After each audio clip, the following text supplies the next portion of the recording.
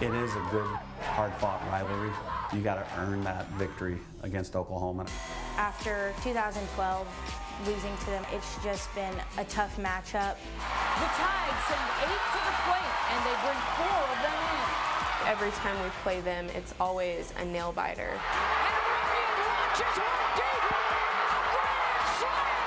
We just have a history with each other, so I think it's going to be quite a roller coaster.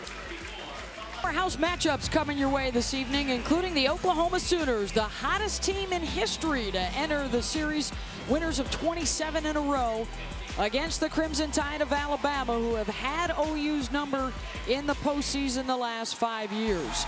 Georgia and Auburn were both winners this afternoon. It could be a massive day for the Southeastern Conference. They've got 2 more teams in action tonight, although both will be underdogs. First up, Alabama, Oklahoma, and our second game tonight, LSU and Michigan. The Wolverines played for the national championship a year ago.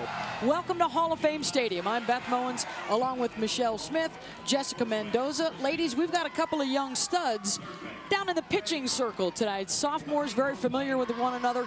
They faced off last year in the postseason. They'll do it again. And Michelle, Paige Parker right now coming in hot for OU, winning her last 23 games. Yeah, Parker's just been outstanding this entire year. 33 wins on the season. The lefty, why is she so successful? Because she moves the ball through the zone. She has a devastating curve drop. She'll ride that into righties and away from lefties.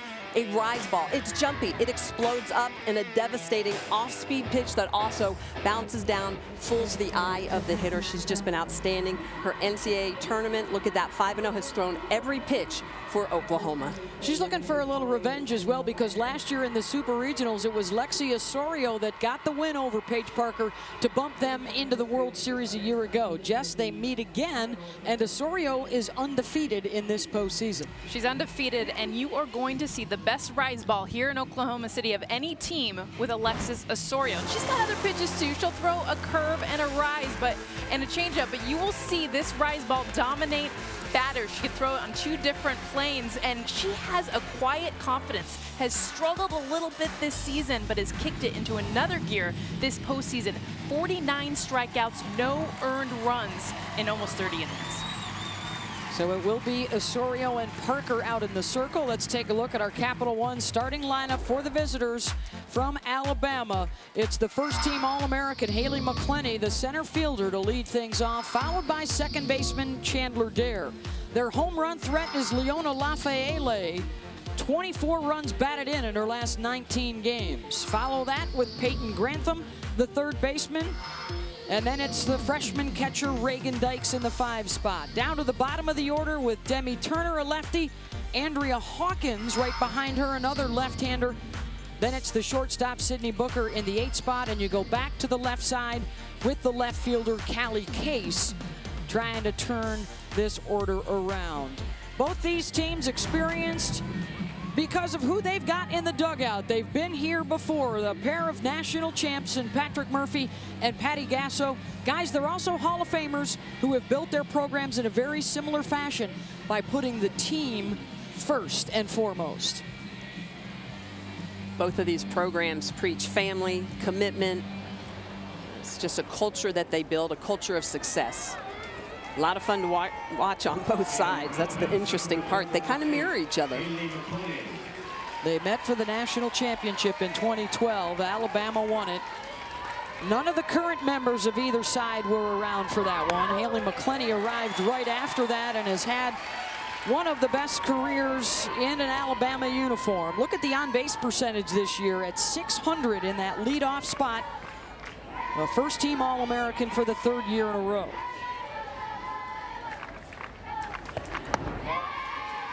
And this is a key matchup right here for Paige Parker to try and keep McCleney off the bases. She, too, a first-team All-American, led the nation in wins with 33 of them.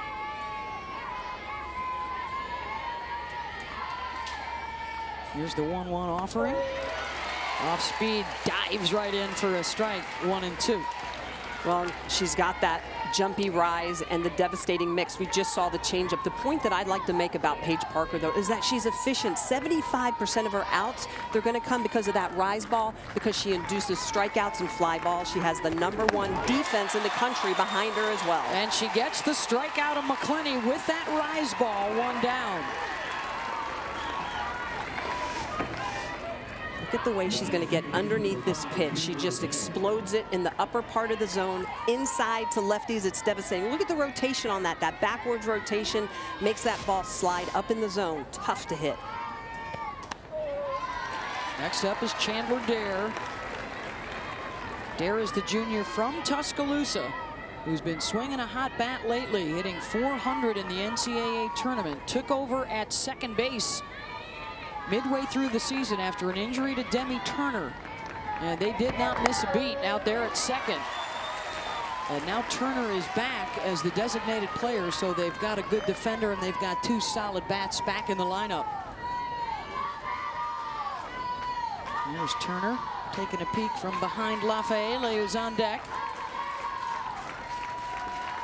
0-2 pitch to Dare, fouls it back into the screen.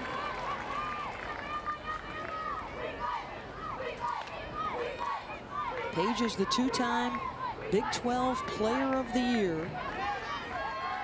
During their winning streak, she's won 21 straight of their 27. Coming in with the off speed, fouled off by Dare.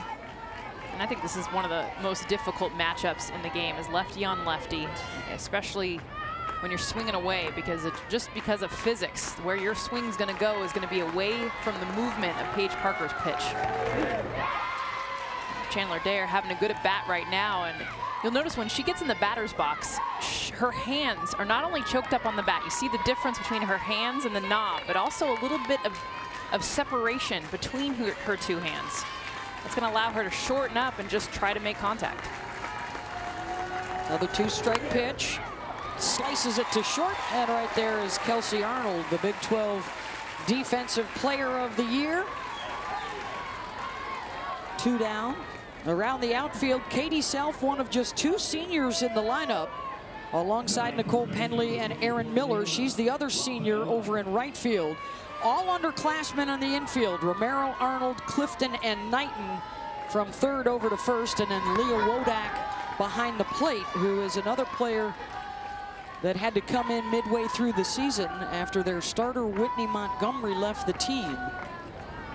It is very difficult, and has been over the years, to run. It's been a culture of catchers at OU, and she's the latest. And a long list of good ones.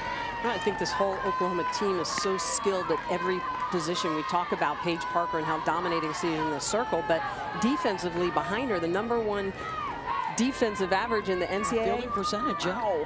And defensive efficiency as well. They get outs. Anything put into play, they turn them into outs. Lafaele fouls one straight back. She's been their power hitter, a breakout season for Lafaele. Although she told us yesterday she was disappointed in her swings in the supers. She wants to get back to being relaxed in the batter's box. After Alabama knocked out Washington in 2 games last weekend.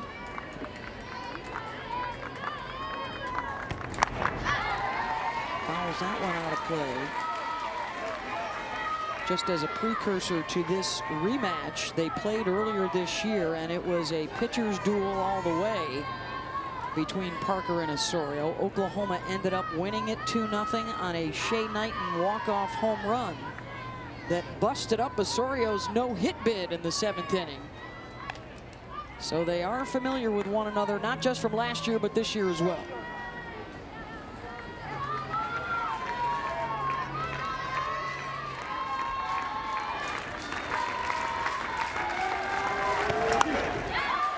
Two, fly ball out to left center, and going over to chase it down is Nicole Penley. 3 up, 3 down. Oklahoma picks up the bats when we come back. Alabama goes down in order in the top half of the first. Oklahoma coming up in this opening night of the Women's College World Series. The Capital One starting lineup for the two-time national champion Sooners. Aaron Miller, the Big 12 Player of the Year, will lead things off in right field. CeCe Clifton is the freshman second baseman, followed by another rookie, Shay Knighten, playing first base, a second-team All-American. Sydney Romero, the younger sister of Sierra, is in the 4 spot, has hit a couple of home runs in the postseason. And then it's another freshman, Lafaele of U, as the DP in the 5 spot. Sophomore Nicole Pendley, the younger sister of Shelby, the former All-American here, is the center fielder. Then 7, 8, and 9 go Katie Self out in left, Leah Wodak the catcher, and the shortstop, Kelsey Arnold. Count them up, you've got 8 underclassmen that will be swinging a bat or playing in the field in the Women's College World Series for the Oklahoma Sooners, and they will face the sophomore right-hander Lexi Osorio, who was the ace for Alabama as a freshman, then had off-season surgery and a preseason injury, and now finally back to form 100%. For the youngster out of Riverside, California, who is undefeated so far in the tournament.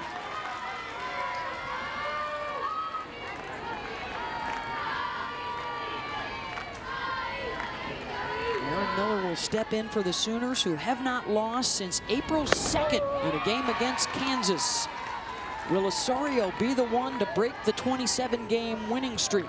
She'll sit about 63 to 66, Beth, but the rise curve, watch that tonight in the same tunnel, meaning it's going to be on that same plane up in the zone, and she needs to utilize her changeup. That's the only pitch she really uses down in zone to change the eye level for these Oklahoma hitters. Well, let's talk tunnel there, Jess, because that's the language that the coaching staff and the players are using to get ready for Lexi tonight. You know, and it's difficult because she has 3 different pitches, really, that she can use off of that same high strike zone tunnel.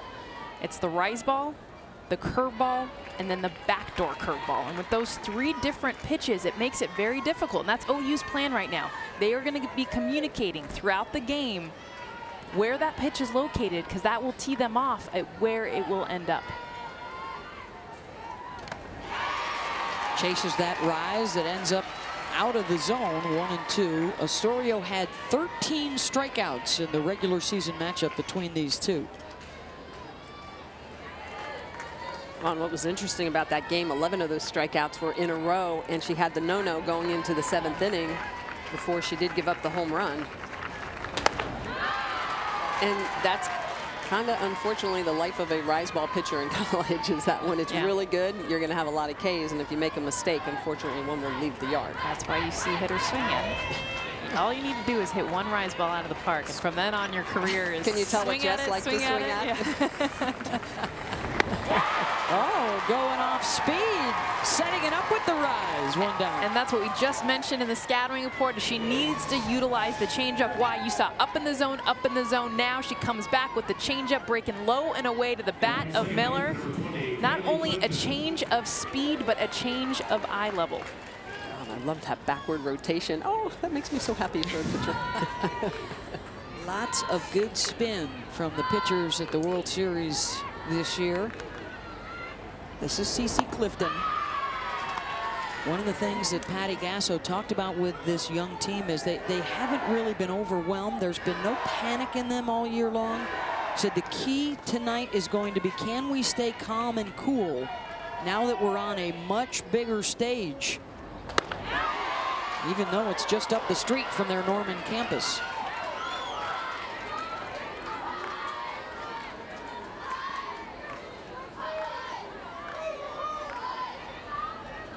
They were the only team. They didn't check into the hotel until last night. Coming from down the road, as you mentioned, Beth, everyone else flying in on Tuesday. You think about that as such an advantage. And a lot of the crowd you're going to see tonight, even though same colors as Alabama, there's a lot of OU fans. An abundance of crimson. Are you going to be white or cream? That's the question tonight. Here's the 3-0 to Clifton. Rise ball in for a strike. Coach Bob Stoops, football coach at Oklahoma, knew that there might be a lot of crimson in the house. Good luck to OU softball tonight. Let's pack the place in crimson and help bring home another title. Hashtag exit 132A. They have a couple of them in 2000 and in 2013. Alabama has the one in 2012 that was over Oklahoma. And it's a full count now to Clifton.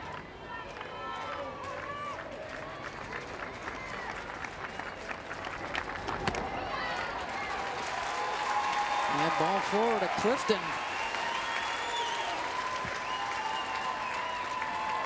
It had been threatening to rain most of the day here in Oklahoma City. In fact, it drizzled a little bit this morning, but these clouds looking much more ominous now that are rolling our way. We'll, of course, keep you up to date as the situation progresses here on this opening night at the Women's College World Series. They've had to turn the lights on a little earlier than usual due to the darker skies. This is Shay Knighten, who hit the walk-off home run that beat Osorio in their regular season matchup and was one of the finalists for National Freshman of the Year that eventually went to Amanda Lorenz of Florida.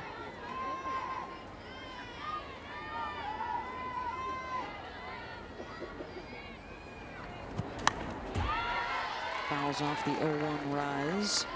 These two are very familiar with one another as well from their days playing on the Corona Angels. They are travel ball teammates from summers not too long ago.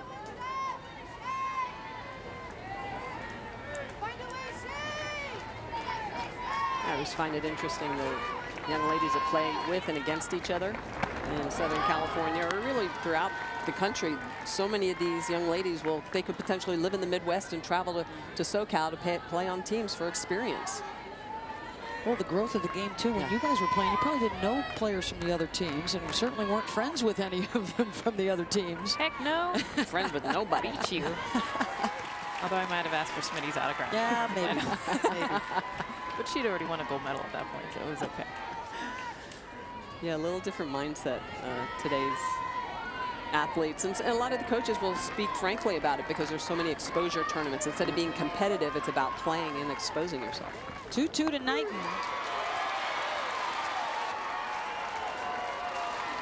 Got her 2 down with the off speed. And that's a tough call against Knighten. You're going to see this as a change. We talked about it when it's low in the zone. This one up in the zone.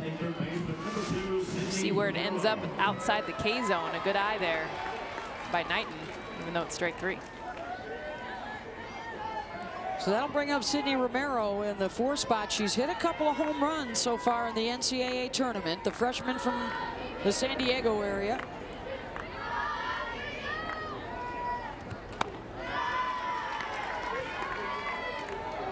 We've had some sisters here at the World Series before. We've got the Romero sisters in the house tonight, Michael and Melissa. Their parents are here. Sierra Romero and the Michigan Wolverines are on deck against LSU later tonight. A little change in the bathroom. Put on the maize and blue. Runner goes, Clifton, the throw down to second from Dykes, and the tag applied by Booker.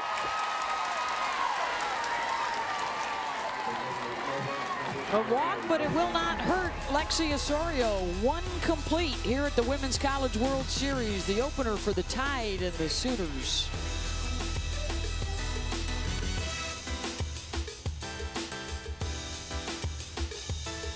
Scoreless, Alabama and Oklahoma down to the field. A Hall of Fame Stadium reporter, Holly Rowe. Well, when the season started, Oklahoma had a gigantic task ahead because they had to replace some of the best players that had ever played in the nation. Of course, the queen of home runs, Lauren Chamberlain. Right behind her was Shelby Penley and the do-everything Georgia Casey.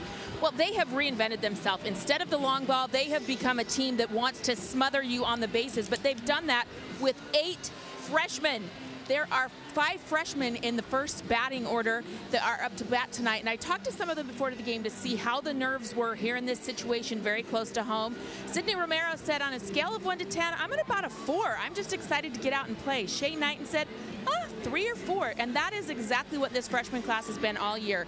Mentally tough, not overwhelmed by the moment, and they have contributed to this very new look Oklahoma softball team. It has been impressive indeed, Holly, the way that they have transformed themselves and rejuvenated is what Patty Gasso has talked about for this young group of Sooners that include their sophomore in the circle, Paige Parker. You may have noticed, too, on your monitor that the rain has started here in Oklahoma City. as we get underway in the top of the second. 4, 5, and 6 due up for Alabama. Of course, this brings back a lot of memories for these two teams because at the heart of the 2012 National Championship Series, Game 3 was a weather delay pregame and then another rain shower mid-game that changed the course of history. Fouled back by Grantham.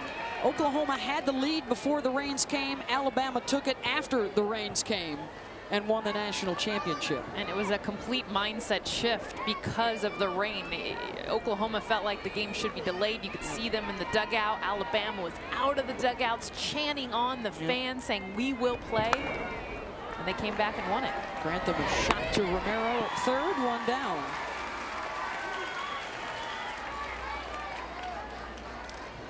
And as you referenced, Michelle, the rare ground out, only 25% of Parker's outs are on the ground.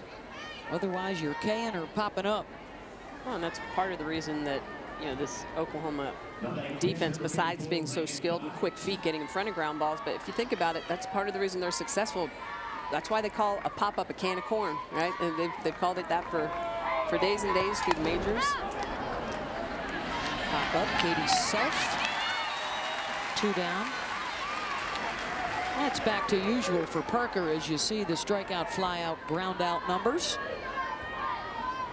Yeah, and that has to do with pitch selection, obviously, and what she's throwing. That rise ball up through the top of the zone. She runs the curve, drop down away from lefties, the off speed, but a lot of it comes down to the rise ball. I had to get my calculator out, but 38%, 37%, that adds up to 75%. Wow. I didn't even 3 see of every 4 You outs. take credit for that. That was your brain. Well, you know, anytime I can get a math reference in there. Debbie Turner from Huntsville, Texas. Boy, are the Tide happy that she is back in the lineup after a serious injury in March to her elbow, sliding into second base in their LSU series. She missed 28 games. As the rains continue to fall, another fly ball. 6 up and 6 down for Paige Parker. In Oklahoma City after a weather delay last night that forced the postponement of Alabama, Oklahoma, and Michigan, LSU. We are back as if it was opening day for these 4 teams tonight as we get to resume play here at the Women's College World Series. Georgia and Auburn picked up wins on Thursday to stay in the winner's bracket. And tonight, another doubleheader for you with OU Bama and Michigan LSU. Let's get you caught up from last night after an inning and a half. A pitcher's duel is what we expected, and through the first inning and a half, it's what we got. Parker mowed down 6 in a row. Osorio struck out 2 of the 3 she faced, and then the rains came, the tarp came out, and the postponement until tonight. And we are set to go again with Osorio and Parker. Lexi struck out a pair, walked 1, and for Parker, 5 of her 6 outs came from the strikeout or the flyout. As we welcome you to Oklahoma City and get set to resume play, Beth Mowens, along with Michelle Smith, Jessica Mendoza. Let's talk about this 24 hours later. We know you guys are creatures of habit, so how does this play with your routine if you're Bama or OU? You know, when I think about it, it's actually huge because this is the first game of a World Series. The game moves so fast. Now these teams, especially the hitters, have had 24 hours to kind of sit on it, let the nerves settle, communicate what she's throwing. Neither pitcher has gone a full time through the lineup, but now they have 24 hours to say, all right, let's calm down and get this thing figured out. Well, and speaking of those lineups, when we talk about a scouting report, Michelle, you have an idea about what you're going to face, but now you know exactly what that order is going to be as a pitcher. Yeah, absolutely. So I think that's a definite advantage for the battery as well as the pitching coach. You get to look at the lineup. You get to say, okay, this is the setup. These are the athletes we're going after, the hitters we're going after. These are the ones we don't want to touch. So you get a little bit more study time in the night. That could be bad news for the batters with how good these 2 young pitchers have been. As we take a look at the Cap 1 box score, Miller, Clifton, and Knighten have already gotten a look, so it will be 4, 5, and 6 coming up for OU as we restart this game in the bottom of the 2nd inning to face Lexi Osorio, who was undefeated in the postseason. She's 4-0 with 49 strikeouts in 29 innings of work, and she has yet to give up an earned run. The sophomore out of Riverside, California. I think the best thing you're going to see from Lexi Osorio is the fact that she throws the ball up in the zone consistently. And that tunnel, that plane, she can throw 3 pitches off of that. You're going to see a rise, a curve, and a backdoor curve. But 2 of her strikeouts already in this game have come on the changeup. You're going to see that's the 3rd point. Must utilize that pitch, and she's already done it early. Double elimination format. If you win tonight and win tomorrow night, you are into the national semifinals. And the first pitch fouled back by Sydney Romero, who has added power to her strong batting average throughout the season. She's hit 2 out of the park in the postseason. Freshman from San Diego, California, is one of the toughest to strike out in Oklahoma history. And she pops this one up to the right side. Out on the grass is Chandler Dare. 1 down on the rise ball from Osorio.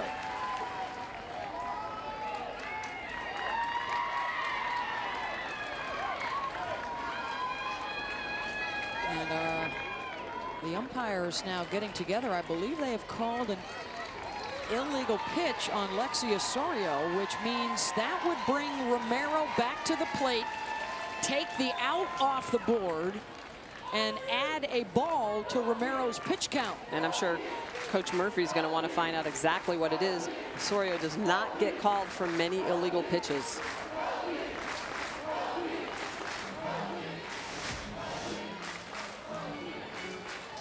It looks like potentially her front foot stepped a little bit off of the pitching rubber. That front foot needs to stay in contact. And I mean, if she did, it was minor. So the count is 1-1 to Osorio. We saw her late in the season through the SEC tournament, regionals and supers. That was never an issue. That one's fouled back off the rise ball, 1-2.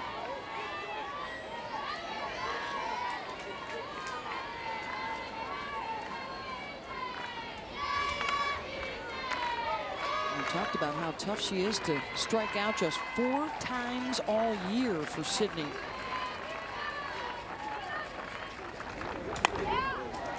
Slices that one to Booker at short, knocks it down, makes the throw to first in time. And we're back to 1 away. Check with the umpires, doesn't look like any other call, so that'll bring up Lafaele of view. View is the freshman out of Oceanside, California.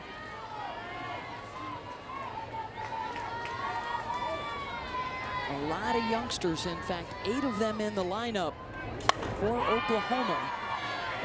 They have 7 underclassmen that will play the field for them tonight. And something you'll notice different with these Oklahoma hitters as far as from the past is how aggressive they are. You mentioned with Sydney Romero only 4 strikeouts. Lafaele only has 8, and that's in 154 at bats. And they're not going to walk a lot either. And what that tells you, Beth, is the fact that they like to swing early in counts. They're not going to work that classic money ball where you see that 3-1, 3-2 count. Not these Oklahoma hitters. They're going to look early, and they're going to swing often. 20 more walks than strikeouts on the season for the Sooners. Rise ball is up and away. It's an Oklahoma team that comes in with the best batting average in the country. We call them the 300 because everybody in that lineup from 1 to 9 is a 300 hitter or better. Well, that's what makes them so strong, is there's nowhere to hide to pick your poison lineup. Chopped foul into the crowd. Look at that, 360 on the year. Unbelievable. I mean, you just think about that's your team batting average. That's everybody together, the worst hitters, and the fact that they're all that's over 300, over 330. I mean, how many hitters would rather just be at 330 or around that? This is the Oklahoma lineup. 2-2 pitch and another strikeout for Osorio. This time she'll go to her bread and butter. It's the rise, her 3rd of the day. 3rd of the game, I should say, 1st of the day. Well, and I love the way that she's going to get underneath this pitch. Look at the rotation on the ball. It's got that upward rotation and that late sharp break. That's what makes that pitch so devastating. She worked a view mostly on the outside corner, picks up the strikeout. Now it's the number 6 batter in the order, Nicole Pendley. Reminder, too, that these teams played each other during the regular season. And Osorio struck out 13. She had a no-hitter into the 7th inning until it was busted up by OU.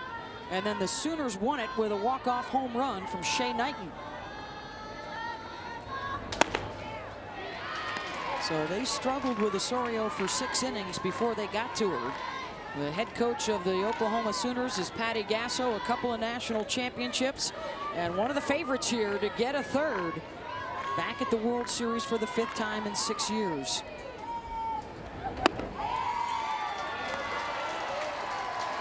So far, Osorio really working away to these lefties. You'll see even Nicole Pendley right now kind of creeping up closer and closer to the plate. And that's the communication you're going to see throughout this lineup as this game progresses and you get second time through the lineup. How is she throwing us? Pendley draws the 2-out walk. They have 4 lefties in the lineup tonight. 2 of them back-to-back in the middle of the order, and then the 9 and 1 hitters when they come around together from the left side. Second walk for Osorio. And this is Katie Self, the senior out of Edmond, Oklahoma. Top 10 all-time for the Sooners in batting average and on-base percentage. That one was coming up and in at her, 0-1.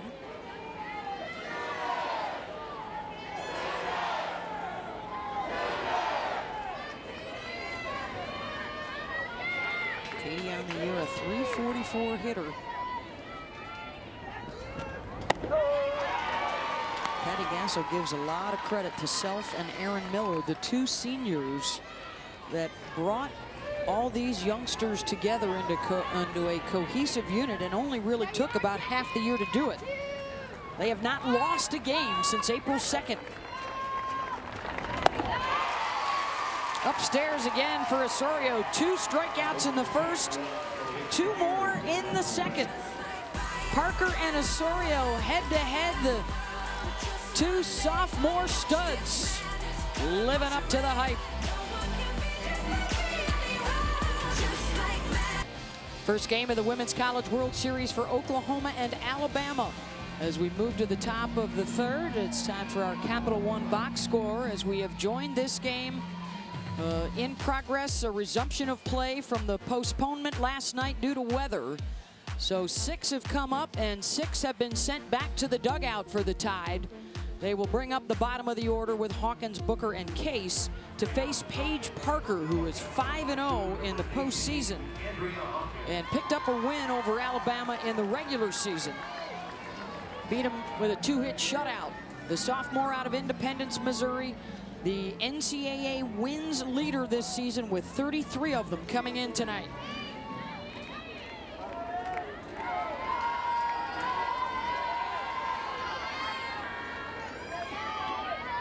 And this is an awfully good rise ball pitcher coming at you from the other side. The lefty starts out upstairs. Paige Parker is a dominating lefty. She loves to move the ball through the zone. She's got that jumpy rise. She's got a curve ball that she'll use a lot. But what I love about her is 75% of her outs come via the strikeout and right there a pop-up. So when your defense doesn't have to really play a lot of balls, it's going to help them. It can be a little bit of a disadvantage at times. But got to make sure you stay awake when your pitcher's that good. But for a young team, I mean, it's definitely an advantage. As a result, this is an Oklahoma defense with the best fielding percentage in the country and just 13 infield errors all year long. And Hawkins will try and put it down on the dirt and instead pops it up. Well, in softball and baseball, we call that a can of corn. It's easy, you know. A pop-up is a lot. It's one handle, one defender versus something on the ground you might have to move to, and you've got to throw it to another teammate. So you've got 2 handles. You are susceptible definitely more to the long ball, and that's the only risk, and I feel like that's where Paige Parker has entered another level this season, is she's been able to be more confident throwing pitches in the zone, but also not giving up the long ball. It's a fine line. Yeah, absolutely. I was talking with Jessica Schultz, who catches her a lot in her bullpens, and she said for a young pitcher like Paige Parker, she is determined. She comes in every day and knows exactly what she wants to do. Most young pitchers don't. They say, what am I supposed to do? Well, and Alabama's only got 4 righties in the lineup tonight. And not a whole lot of wiggle room to bring in off the bench.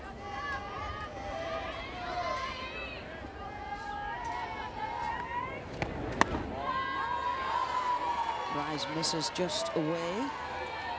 2-1.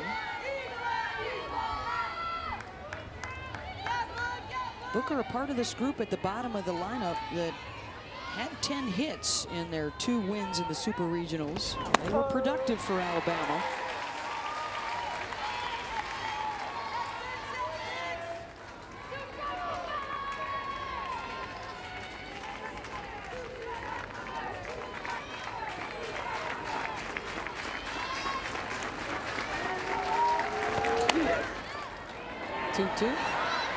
Sent out to shallow right, and that will fall, and Booker in safe at second.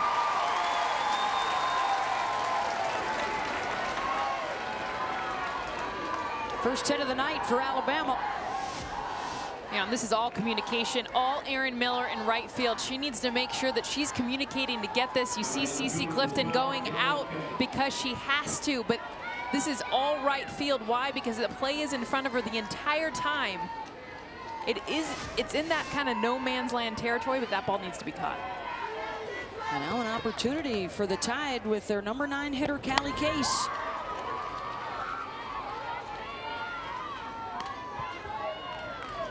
Senior out of Sewanee, Georgia. Hitting .400 so far in the NCAA tournament, .274 on the season.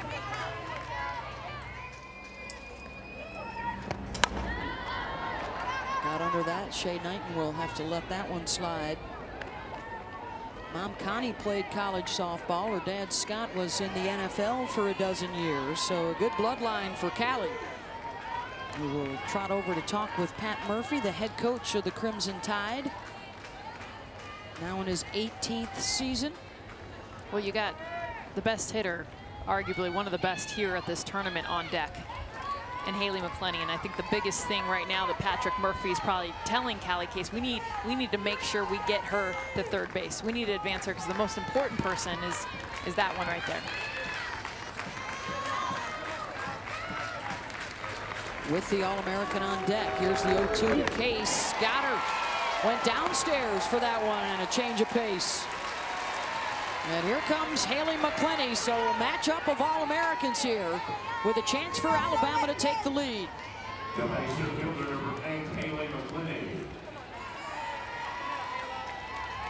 She struck out on a rise ball in her first at-bat over 24 hours ago.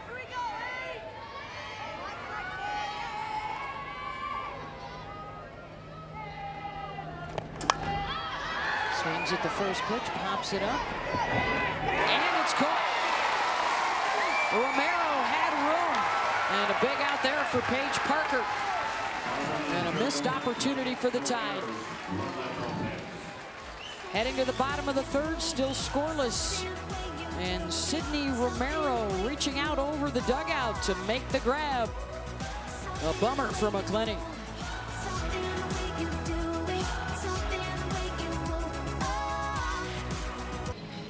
To the bottom of the third, OU and Bama are at the Women's College World Series, and here is Holly Rowe.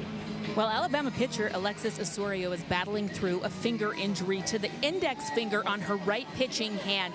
She threw a career-high 156 pitches in Game 1 of their Super Regional, and that finger split open down to the side of her right index fingernail. The problem is the rise ball that she's so well known for really tends to tug and pull on that injury. She's got a little tiny steri strip on that finger to try to protect it. But how she's able to fight through that pain and the steri strip taking away some of the touch and feel on some of her pitches on the seams, that will be a challenge tonight. Oh, Holly, that pain it can be overwhelming at times. Anytime you can have a cut there, it can get infected. There's all sorts of issues, and that's exactly where that rise ball comes off. Your middle finger, your index finger, your longest two fingers on your hand, and that's exactly where you want that ball to drive off of. You feel a burn almost when you're throwing a very good rise ball, and that's Lexi Osorio. She is a strikeout pitcher, so she tends to throw a lot of pitches. She has walked a lot of people as she has worked her way back into tip-top shape from off-season surgery and a preseason injury, and her coach says she's finally back to square. And the timing couldn't be better as long as that finger holds up. This is Leah Wodak. 8-9 and then 1 for the Oklahoma Sooners. There's a quiet confidence about Alexis Osorio, and sometimes you'll see emotion from pitchers. Sometimes you'll see body language that shows when they're not going well. You really can't tell from Lexi when she's struggling or when she's dominating. Well, that pops it up. Chandler Bear, 1 down. Just in case you're wondering, by the way, according to the rule book, the pitcher's fingers may be taped for injury, providing such tape is a neutral color, so you can have something on your pitching finger.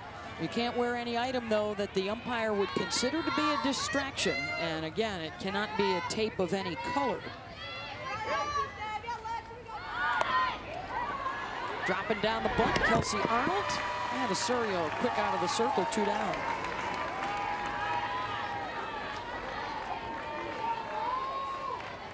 There is a maturity, though, with Osorio, and you know, things like this are part of that. I mean, that's something, as Michelle alluded to, I mean, it's huge. I mean, she is a spin pitcher. She relies so much on that seam, and mentally, I mean, it affects her. The super regionals, she has to call timeout. What does she come back and just acts like it doesn't affect her? That might not have been the case 2.5 months ago. Aaron Miller, top of the order here, who struck out on that off speed in the first inning.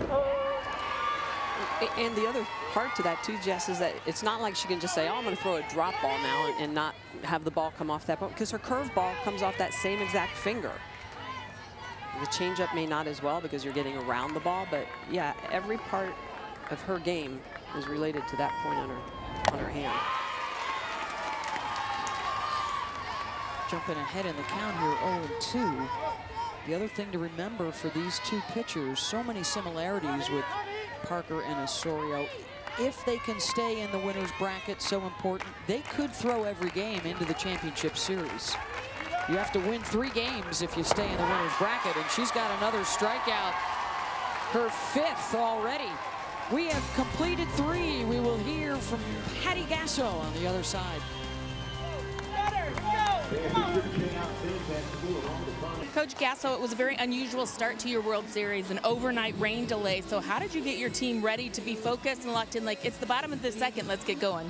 Well, it's different because it's happened so fast. I mean, this game's going to start speeding up on us, but they were ready to go. There's nothing I had to do different. They were focused and they're ready to play.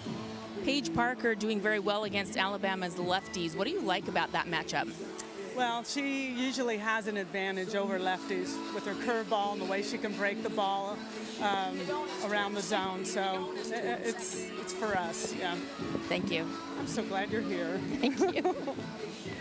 Thank you very much, Coach Gasso. Sentiments shared by most of the fans here, all of the fans here at Hall of Fame Stadium. And Paige Parker, 34 pitches through the first 3 innings with a couple of strikeouts.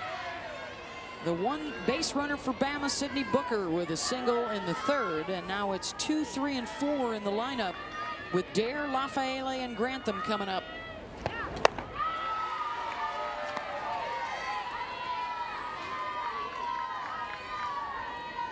Chandler lined out in her first at-bat.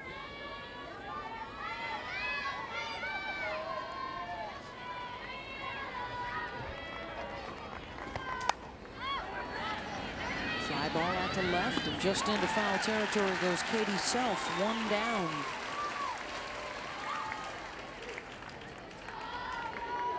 I like this matchup right here. Leona Lafaele, one of the few right-handed batters in this lineup. She is the power source. And because of the lefty and Parker, the ball is going to, a lot of Paige Parker's pitches are going to come inside of Lafaele by nature. And when you see Lafaele get into the batter's box, she starts very open and stays very open. So this is a good matchup, meaning Lafaele is set up to hit what Paige Parker throws.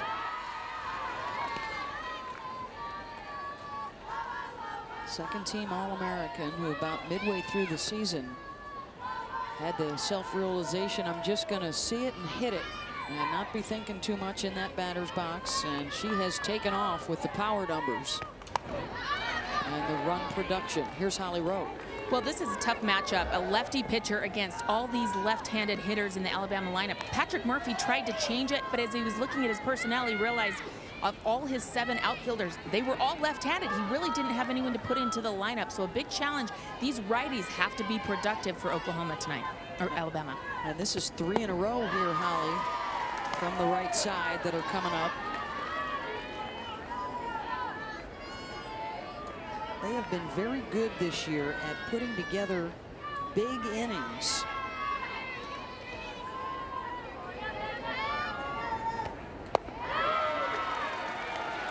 And you can see with the right-handed bat in the swing of Lafaele, her style, because she's opened up, she's prepared for something that's going to come inside. So what is Paige Parker doing? She is yet to come in. Everything's either been off-speed away or hard away, but she's yet to challenge her in. And there she goes. First time, I think she was supposed to locate that even more inside. It comes up in the zone. But this has taken her off her game a little bit because, as Holly just reported, not a lot of righties in this lineup, but the ones that are, I think, are going to pose a problem for Parker. She was able to retire them the first time up, and now they're getting another look at her. The 3-2 pitch. Leona fights one off. Well, when I spoke with Coach Murphy yesterday before the game when he was deciding how to write his lineup, he typically likes to keep Booker a little bit higher, but he decided that he was going to move her down. She's the other righty, so he got 3 in the row. He didn't want too many lefties in a row. That's really what it came to. It wasn't too many righties in a row. It was too many lefties in a row. Another 3-2 pitch, same spot, same result. Yep, we've only seen one pitch even come middle. Everything else has been away. And you know what? Right now, if I'm Paige Parker, and you're calling this game right now, I'm coming inside. I want to challenge Lafaele off the plate in. She's swinging. Try to get her to chase. I don't know if they'll do it. Came up and in with a rise ball. Of course, the counter is, if that's Lafaele, are you trying to expect that and anticipate that on this 9th pitch of the at-bat? I think as long as she throws it up there, up above her, the bill of her cap, she's okay. Especially when she's swinging it. Yeah. She's put a couple up there in this AB. And got her up and away. 2 down.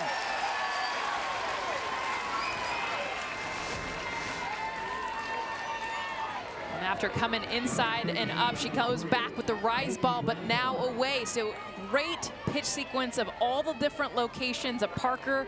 Lafaele is going to be a tough challenge for her, but she was able to work both sides of the plate. How about that? 10 of the 11 outs so far. Strikeouts or flyouts. Here's Peyton Grantham, another righty.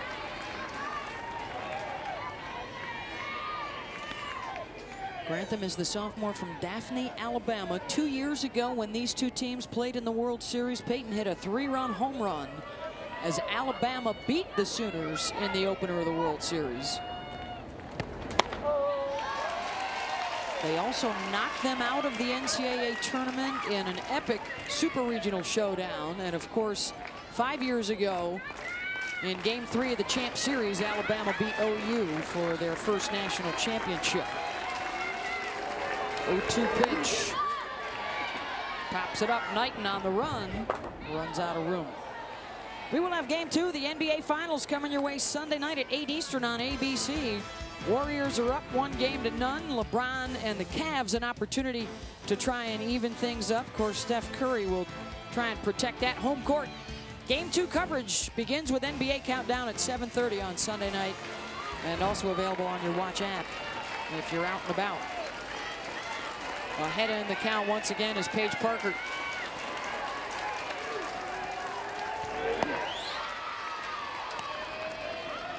Trying to sneak that in the back door. I come right back up and away. I mean, Peyton Grantham and Lafaele are both chasing that pitch, not even close to the strike zone, and I'd live there.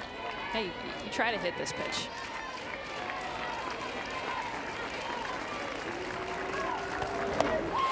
Up and away.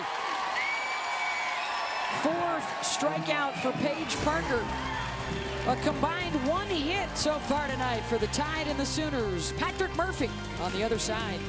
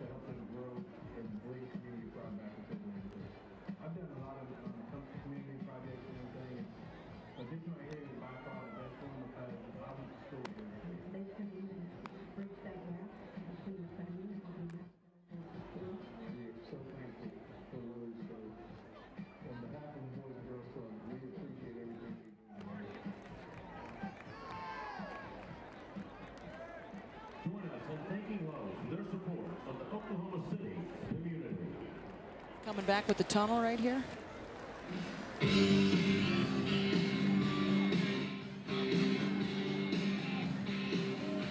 Welcome back to the Women's College World Series presented by Capital One. Here with Alabama head coach Patrick Murphy and 5 left-handed hitters in your lineup, Coach. What did you do to prepare your hitters to see this lefty matchup? Well, can I say first, welcome back to you. And also, we're thinking about Vanderbilt baseball tonight. We got some good friends up there, so it's a tough time for them. And welcome back to you. Really good to see you. But, you know, it reminds me of Kalani Ricketts. And you remember that in 2012, where we had a bunch of lefties in our lineup, and she was a lefty, and probably the best lefty in the country. And I would say Miss Parker is too this year. It's easier said than done, but you have to swing at the strikes and leave the high ones up there. Because if we do this all night, it's going to be a long night for our hitters. Your right-handed hitters put some pressure on them to produce. Sydney Booker had a double, but Leona Lafaele, I saw you just having a long conversation with her. What was that about? Just calm it down a little. I can tell that she's kind of, her nerves are really, really going big time. It's excitement. But if she can calm it down a little bit, she's going to see the ball a little bit lower. And she's just missed a couple. Her first at-bat last night and then today, you know, when she fouls it straight back, she just missed the ball. So if she's going to get one of them, it's going to land out in your camera deck in center field. Okay, thanks, Coach. Thanks a lot. All right, thank you very much, Holly. And we certainly echo the sentiments of Coach Murphy, the reference there to Vanderbilt. Our thoughts and prayers with the entire Vanderbilt community today after freshman pitcher Donnie Everett drowned Thursday in a lake near Nashville. The coaches and players visited with the Everett family today, and they are playing as scheduled their NCAA tournament game tonight.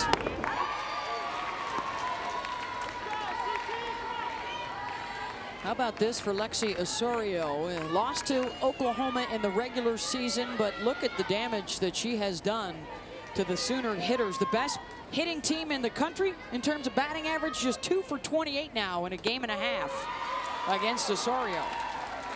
It has to do with her spin speed and her location. She can throw almost anything, as Coach likes to say, throws the kitchen sink at you. 2, 3, and 4 coming up here for OU. And it's 3 freshmen in a row, all coming at her from the right side.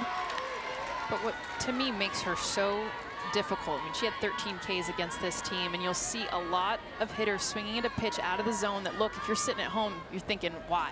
Well, I'll tell you why. It's the same tunnel, meaning she'll throw up in the zone, but she can throw 3 pitches off of that. And because she can do that, it can look like a strike.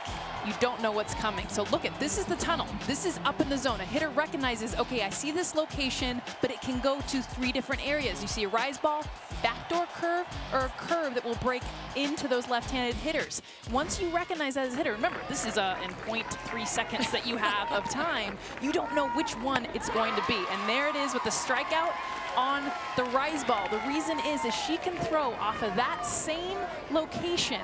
She can throw a strike that stays in the zone, or she can climb the ladder, and that's what they recognize out of the zone. They're so far picking the wrong tunnel. 6 strikeouts for Osorio. She went off speed early and now has hit him with the rise ball. Her last 4 strikeouts. This is Shay Knighten, who watched a changeup and struck out back in the first. And normally, you know, as a hitter, you're thinking, okay, just lay off anything then up in the zone. But you're going to notice most of her pitches are off of that plane. She throws a lot up in the zone, whether it's a strike or not. Well, the big thing, too, is the way that she moves the ball through the zone. If you look at where she's locating it, she's throwing it over the white part of the plate so that she's inducing swings. And they practice that. They practice starting the pitch in the zone and letting it move out of the zone. A lot of pitchers do the opposite. Rise ball up and out of the zone. How about this for Osorio tonight? Oklahoma, in their first 5 games of the NCAA tournament, struck out a total of 8 times. They have struck out 6 times through 3 1/3 innings tonight. Make it 7, 2 down.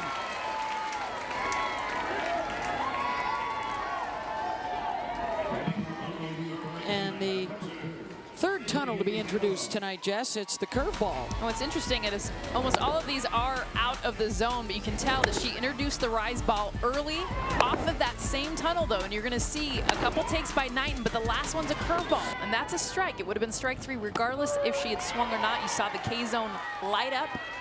That's where it gets very difficult, though. You don't know where it's going to end up. It like takes a left turn on you instead of going upstairs. Well, and that's where, as hitters, you have to read spin. Jess, you know about that. It's, you know, that's what the best hitters in the game do. You've got to read which way the ball is rotating.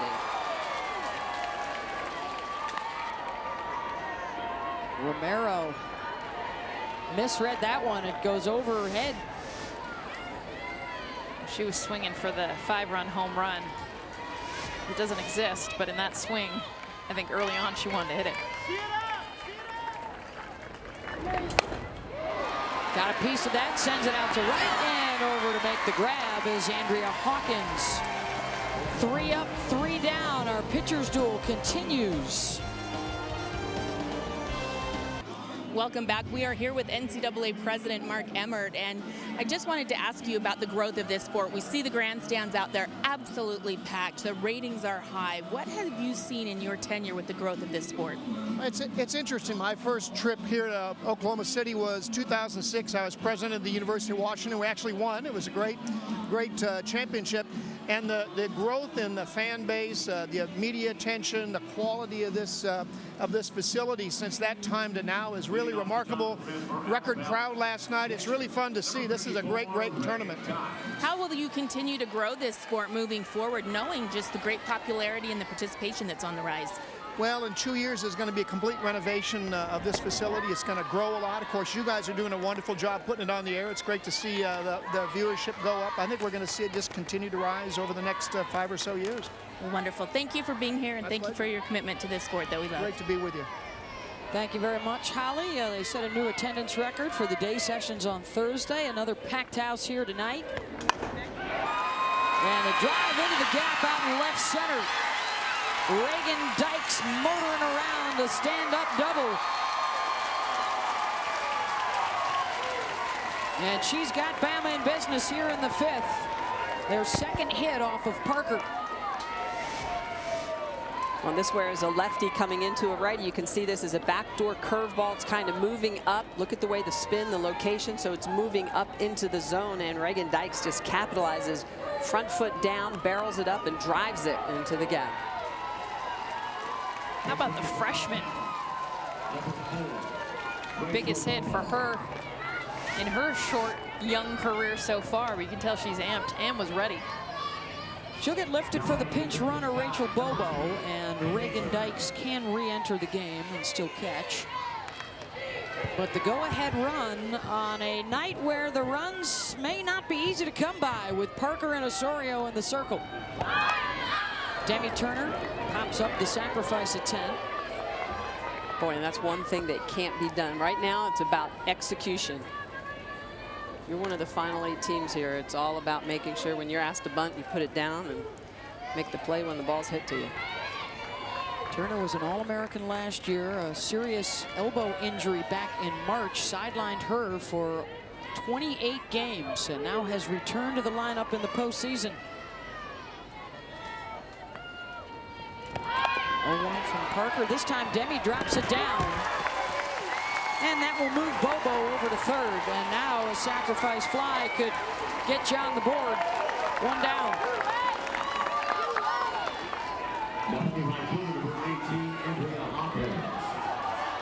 This is Andrea Hawkins.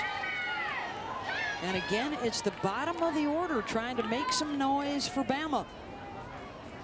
You know, and this is interesting too because Andrea Hawkins mostly short game. So I think right now Patrick Murphy calling timeout, possibly to go even thinking about a pinch hitter in this situation. If he's not though, you think about normally a sacrifice fly, something hit deep. For Andrea Hawkins, the defense is going to be playing in. Even a regular pop fly, they'd be able to throw her out.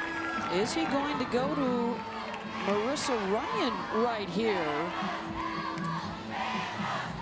Or what are his other options for a pinch hitter?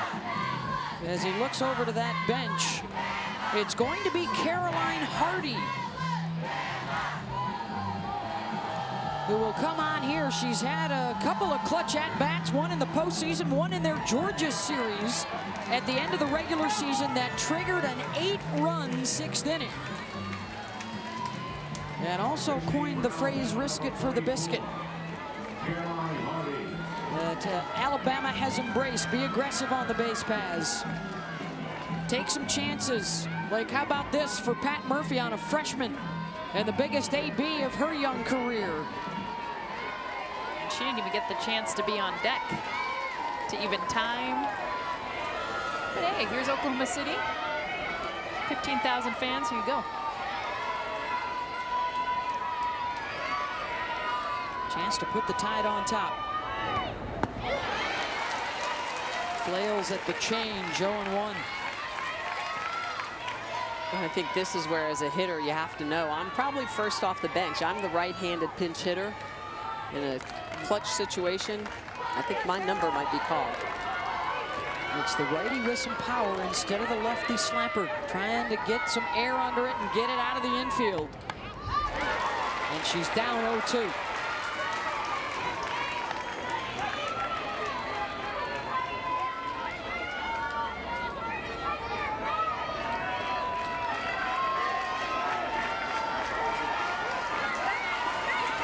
It's a 300 hitter, by the way, that he sent back to the bench to take a chance with the rookie. He's off the rise, 1-2. And see, now to me, if she just puts the ball in play, there's so many chances to score because the defense is now back. Now when Andrea Hawkins, the lefty, was in there, the defense was in. Struck her out. Missed the change. 2 down. 4th strikeout for Parker. Well, it's all about locating pitches, especially with a runner at third. She's going to go down in the zone off speed. Comes back up with the rise ball, gets the foul off a little bit higher. She doesn't bite. Comes back with the off speed again. And that's really the key, is that you're mixing speeds and mixing eye level. And now you're looking at Sydney Booker, who singled in the 3rd. 19 RBIs and a chance for one here.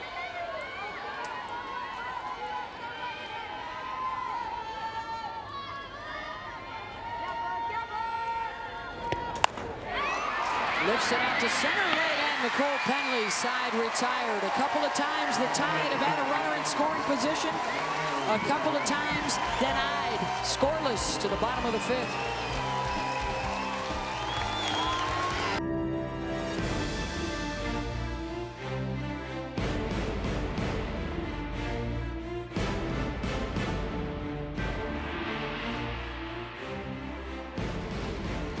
12 combined strikeouts for these two sophomore studs in the circle, Lexi Osorio and Paige Parker. Scoreless in this World Series opener for the Tide and the Sooners as we head to the bottom of the 5th. 5, 6, and 7 coming up for OU. They have been tested a couple of times with runners in scoring position and have gotten out of the jams, and they have also spent a lot of time tonight chasing that rise ball up and out of the zone.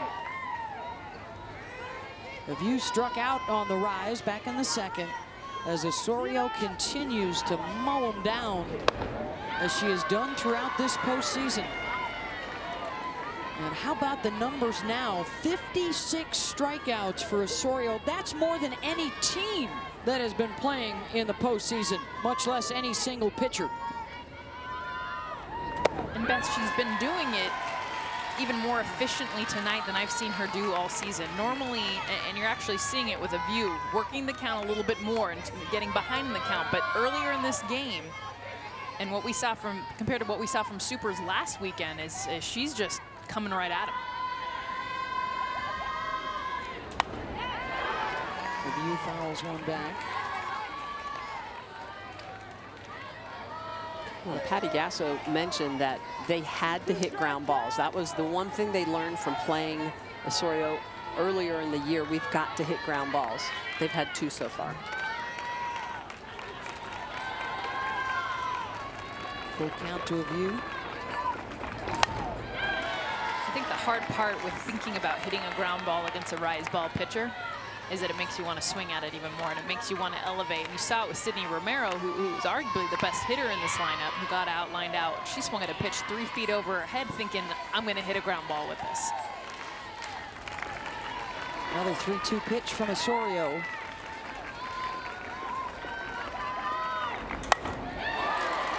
Drilled out to left, and right there, close to the line, was Callie Case. Let's check in with Holly. A lot of pop-ups and fly ball outs for these Oklahoma Sooner hitters. They have been so good at hitting it on the ground all season long. Keep hearing their JT Gasso, their assistant coach for Patty Gasso, her son, and now new assistant coach. And he keeps talking to them in the huddle about bat angle down, wants these on the ground, putting some pressure on this Alabama defense, but they're just not able to execute at the plate right now. And that's a great report, Holly, because they have a hitting chart in the dugout, and that's something that will evolve as the game progresses, as he really relies on them feeling. I talked to him before the game yesterday. He says we put up that hitting chart, and as the game goes on, what are our adjustments? What are we seeing? So making these hitters, forcing them, 2nd time through the lineup now, how are they going to adjust? Nicole Penley walked in the 2nd, just 2 free passes. The only base runners so far for Oklahoma. Remember, Osorio did not give up a hit in their regular season meeting through 6 innings and lost it in the 7th on a walk-off home run. Very similar to their first meeting. Well, the Women's College World Series Championship Series will begin with Game 1 on Monday, June 6th at 8 Eastern on ESPN. For more info, go to NCAA.com. It's the official online home for all 90 NCAA championships.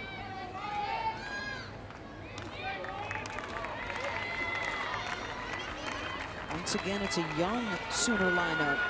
A lot of freshmen and sophomores getting their first taste of the series.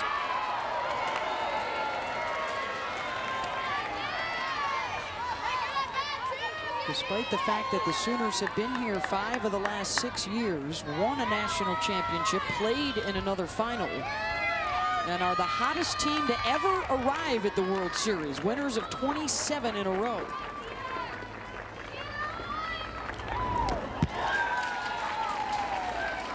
That one got away from Lexi. Would have been a little slippage on that pitch. It looked like it just popped out the side of the ball. Yeah, full count.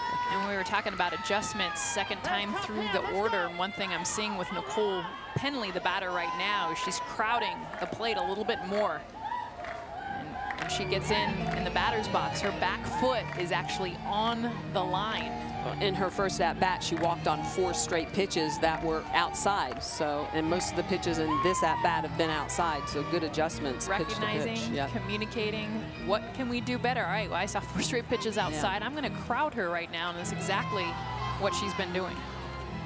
Well, this also speaks to what you've been talking about much of the season, Michelle, is pitchers no longer can own the inside part of the plate, because if you get it too up and in, a batter does not have to move out of the way. And that's, as a result, a lot of hit-by pitches. Look at those toes on the line from Nicole. Crowding her, and that front foot will get closed too as soon as the pitch comes. Not leaving a lot of room. Second time Penley is walked, the third allowed by Osorio. None of the base runners, though, have been able to get off of first for the Sooners.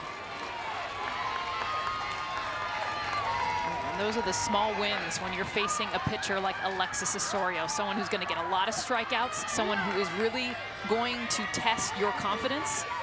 But right now, a walk after working in a bat, that's something you build off of if you're Oklahoma. With 1 out, it's Katie Self. She struck out on a rise ball in the second. Again, with this terrific pitcher's duel, neither side has had many chances to have at-bats with a runner on base. Boy, it's going to be a lot of fun to watch these two the next couple of years. They're both sophomores. This is the 2nd year in a row they are squaring off in the NCAA tournament.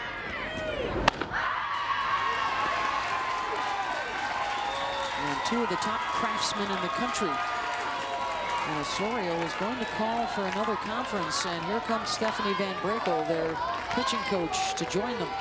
Well, 2 things I'm noticing. One, they're not biting at the rise ball that they were striking out on first time through, and second, the one that she throws for a strike isn't getting called for a strike second time through the order. We saw at the first pitch of this at-bat to Katie Self. Katie Self kind of ducked out of it, meaning she kind of ducked her body when she saw that it was a rise ball to get it called a ball. So that's when you have to now get with Van Brakel what she's doing right now. How do we then chess match and change our game plan? Sydney Littlejohn, who was out in the bullpen, has now come into the dugout for Alabama.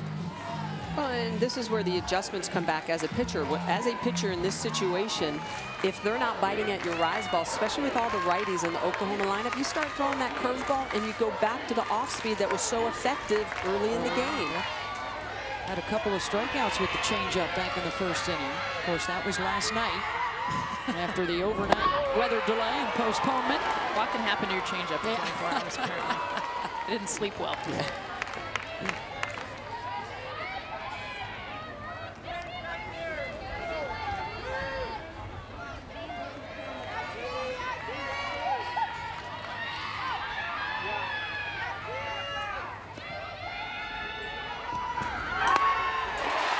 Hit back up the middle. Penley heading for third, and you've got runners on the corners with 1 out.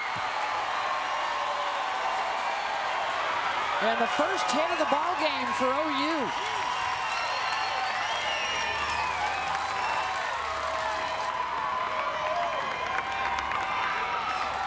Well, this is interesting for Alabama because Haley McCleney, the best outfielder in the game, is going to pick up this ball. Nice shot back up the middle. But then look at where Haley, she's going to pick it up and throw it in, and there's nobody there. It's a good thing that Lexi Osorio turns around. There is no cut. I'm surprised. I'm surprised she didn't go to third. They got lucky. So you got 1 down with runners on the corners here, and Leah Wodak is due up in the 8th spot in the order.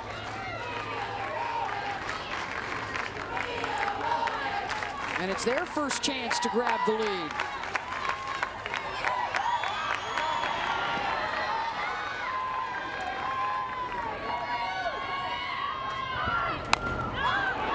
Pops it up. Lafaele's got it. 2 down as she was swinging at the first pitch. It's twice now we've seen that first pitch swinging runner at third.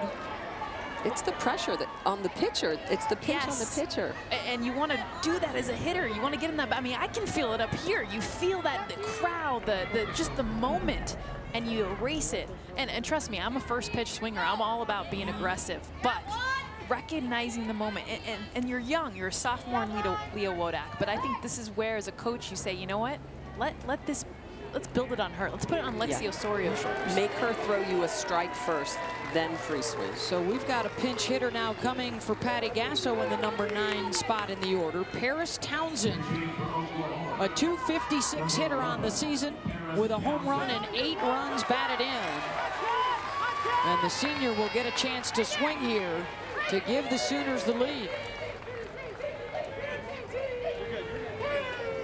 And right now, if you're Paris Townsend, try to extend this inning, because on deck is Aaron Miller, the best hitter in this lineup, the most consistent hitter in this lineup, and that's who you want up to bat. So whether it's a walk, figuring out a way to extend the inning. This will be her first at-bat since the regionals back on May 14th. Check that, the end of the regular season, excuse me. And a rise ball gets called for a strike, 0-1. And that's the difference. That's what she was not getting called earlier in this inning. That is a huge strike for her, knowing now she can throw pitches off of it. Walk and a base hit has Oklahoma threatening. 0-2. Oh, that's good pitching. You get one called for a strike, you come a little bit higher, and you get the swing through.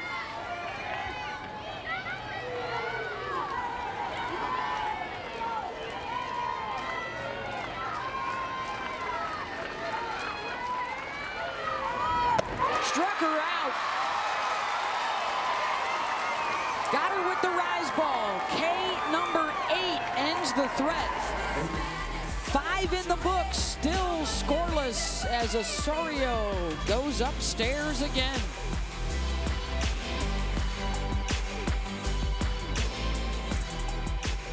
Two hits for Alabama and Oklahoma. It's time for the Pick You Up moment, brought to you by Enterprise.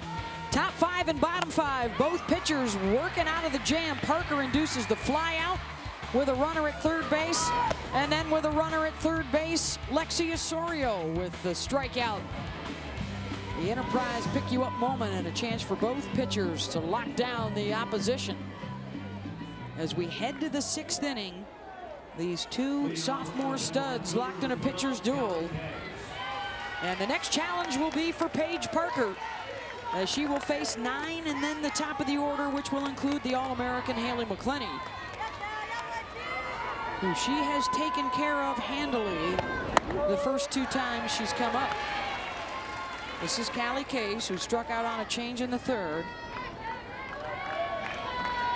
McCleney has also struck out, and an easy pop out in foul territory.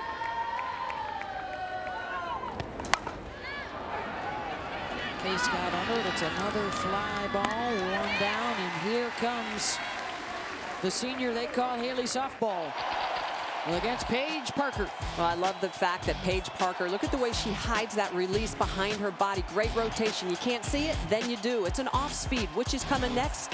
She's going to throw everything at you. A backdoor curveball. Look at the rise ball, the movement, the rotation. The lefty hides the ball so well. And again, strikeouts and pop-ups, the name of her game. Love getting a look at the spin, too. Great viewpoint from the hitter's advantage when you can be able to try to pick up, especially with the off speed. But for these lefties, very difficult. McCleney has reached in 32 straight games, 56 of the 58 that she has played this year.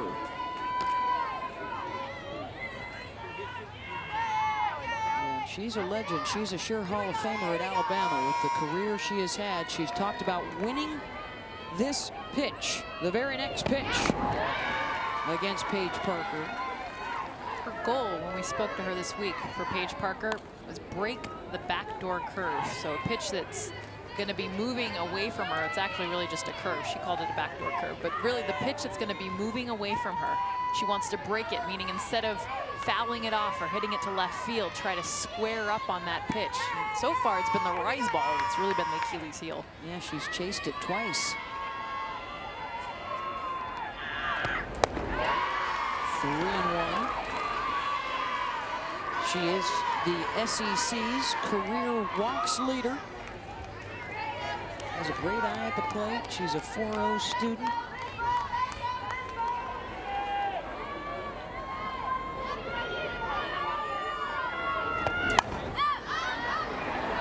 Another pop up, and this one will get out of play.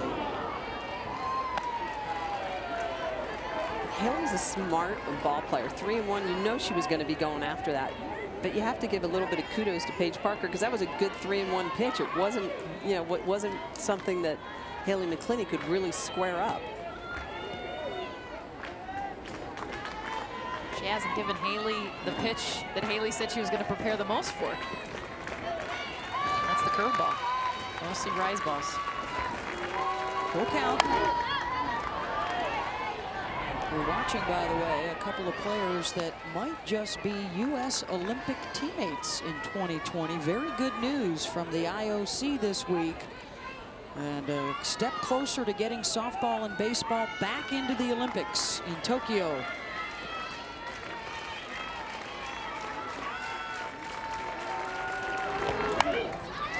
And that best news ever would be the official announcement in August that it will be in the 2020 Tokyo Olympics. So the second best news would be that Los Angeles gets the 2024 Olympics, yes. And then we'd be in two Olympic Games in a row.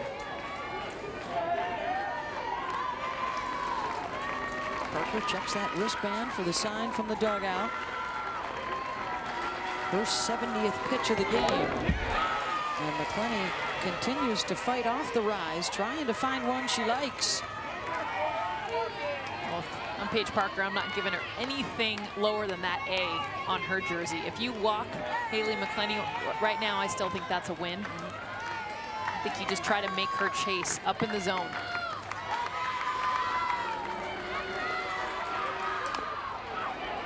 Chops it to first. Knighten throws and not in time. McCleney safe on the bag. And was that a fair ball when that was caught by Knighten? Well, and if I was Knighten, I think I would have let that go, because that was a really bad angle to have to go back to first base on with the throw. So it's a tough call, but you have to read the spin, and I think right there, let it go. I think it's borderline foul where she catches it. Yeah, it's definitely going to continue to go foul. But it bounced fair, and she touched it, so McCleney has the on-base streak. They have not been stealing bags as much later in the year, but they do have tremendous speed, and McCleney is certainly one of those. If they want to try and make something happen here with Chandler Dare, and start to risk it for the biscuit. One biscuit may be enough tonight. Nothing like a good old-fashioned 1-0 softball game. Wow. Pitching. This is from another era when Smitty was playing. Yeah. I think that was 2 eras ago. 1-0 pitch, Dare dropping it down. Romero over to first, so you've got 2 outs and a runner in scoring position, and it's Leona Lafaele with first base open. Something for the Sooners to ponder. I said it her last at bat, but I like the way that Lafaele is set up to hit Paige Parker because of her stance, because of the way that she swings. Anything that's breaking into her, she stays open. She has that front hip, able to get her hands and barrel on anything breaking in on her hands. Right now, I wouldn't be surprised if Oklahoma isn't calling timeout saying, hey, let's throw around her. Don't let her beat us, because Peyton Grantham on deck, you want to put your money on her. Let's check in with Holly. And just remember, in the 4th inning, Patrick Murphy told us he'd had a long chat with Leona Lafaele that she was just trying too hard. Her swing was too big. He wanted her to calm down. And just before she was getting ready to take this at bat, and you could see Haley McCleney out on second base, putting her hands down like, okay, calm down, big breath, calm down. They want her to want it, but not try too hard to get it. Thank you very much, Holly. Remember, as you referenced, Grantham may be the better option for Oklahoma, but she also has a history. Hit a home run off the Sooners in the World Series a couple of years ago. Although at the plate, she has not approached that success in this postseason.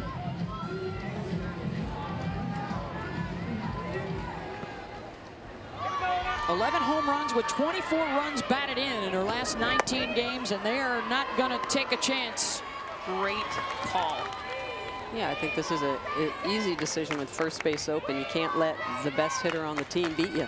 You got a 100-point difference in average alone, okay? I mean, you have 345 Leona Lafaele, 254 in Peyton Grantham, and then home runs 15 down to 8. Well, and with 2 outs. You only have to get 1 more out. Smile from Coach Gasso as that second ball almost got away from Paige Parker, and there's Allie Habits talking with Peyton Grantham about the opportunity she has right here. She has grounded out and struck out tonight. And will she get the opportunity? It looks like maybe they'll get a pinch runner at first for Lafaele.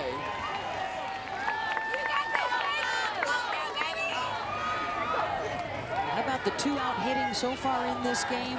0 for both sides. Lafaele can re-enter, but it will be Mary Kranick who is on to run for her at first. Number 10. They would prefer, with some speed there, to take the option of getting the out at second base away from any of the infielders and force them to make the longer throw. Be smart, the words there from Pat Murphy. So here is Grantham. Sophomore who was out all of last year with an ACL injury. Swings through the rise.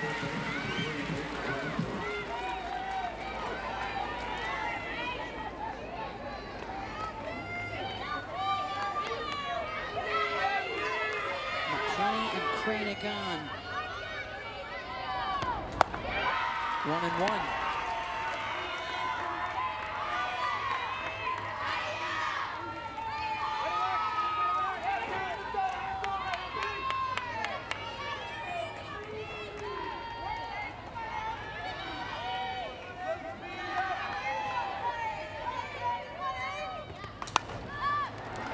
Fly ball out to shallow right and back on the grass to make the catch is Clifton.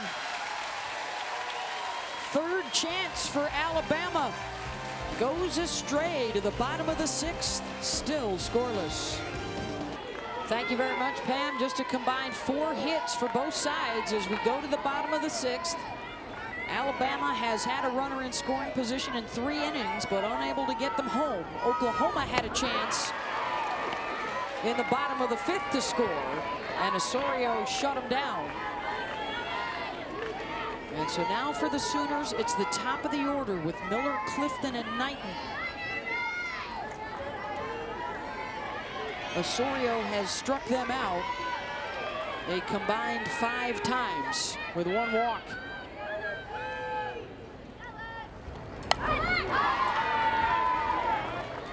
Tonight on ESPN after X Games Austin. Don't miss SportsCenter at night with Kevin Connors and Chris Hassel. The guys will have updates from the whole day in sports, and it's also streaming live on your Watch app. Doubleheader for you tonight at the Women's College World Series. We were supposed to play this last night, got rained out. And that has changed the entire schedule. If you win this game, you will play tomorrow night. If you lose this game, you are back here tomorrow afternoon. The winner of this one will face the winner of LSU and Michigan tomorrow evening. The other night game will be Georgia and Auburn.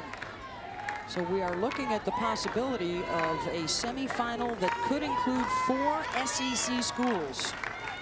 They have won 3 of the last 4 national championships. Oklahoma has won the other, as the game has shifted.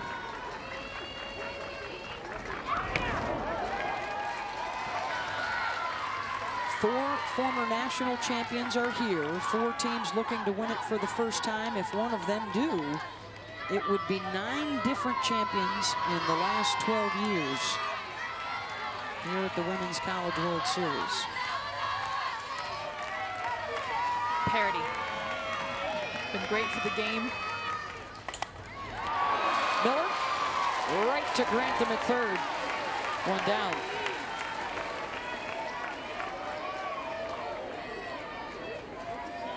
we're seeing the at-bats get better as you see Erin Miller just throw her hands, but great reacts by Peyton Grantham, hit right at her. But I like that at-bat from Erin Miller. 2 strikeouts this game, and that third at-bat she battled. They are not used to this, the Oklahoma hitters, with the #1 batting average in the country. In their previous 5 games, they struck out just 8 times, but Osorio has struck them out 8 times tonight.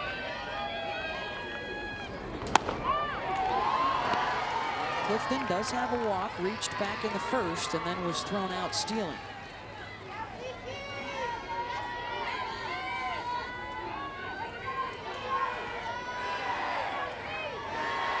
I think this is the point in the lineup with these 4 freshmen that they need to continue to slug away and not be frustrated by the different, things they've faced so far. It's tough at times when you're young and you think you can hit anybody, and then you get up and you see the goose eggs up there. There's Miller giving some advice to the youngster Knighten. Passing the bat and passing the info. If there's anybody that knows how to hit Alexis Osorio, it's Shay Knighten. They met earlier this season, 13 strikeouts, no hitter into the 7th, but who took her yard? That one right there. Her old buddy from the Corona Angels. They spent their summers together growing up.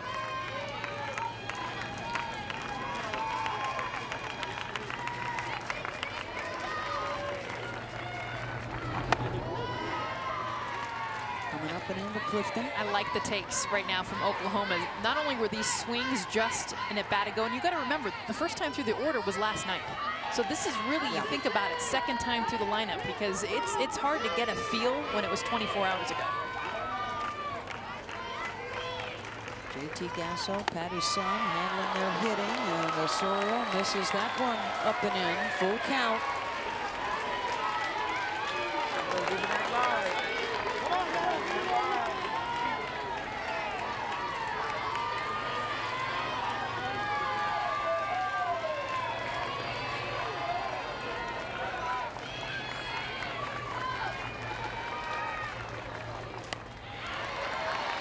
Off the rise. Nice adjustment by Osorio. This is where, as a pitcher, when you know you're starting to run a little bit deeper into counts and that your opponents are laying off the rise ball, you've got to lower that release point to lower the look of the rise ball so you can continue to get them to swing at the pitch. If it's high to higher, they're not going to swing at it. You've got to make it look low to high.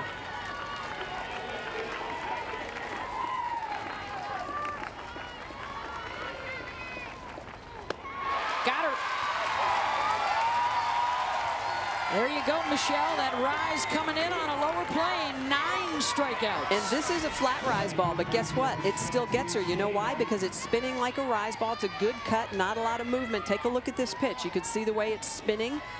She puts a little bit of backdoor on that as well, but that's the key to throwing this pitch is the spins are so similar that sometimes it's just a little bit of a different eye look. It makes a difference.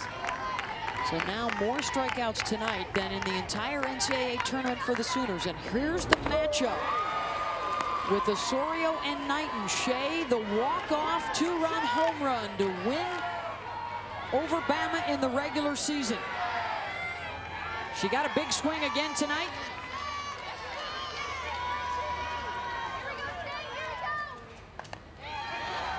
It's the Big 12 Freshman of the Year against last year's SEC Freshman of the Year.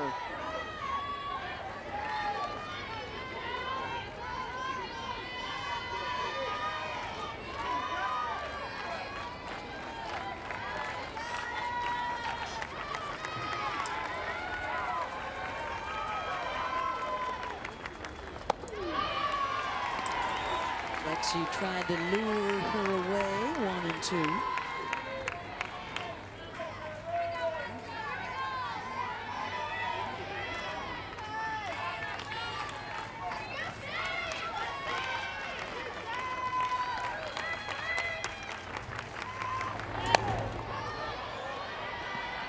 Fouled out of play.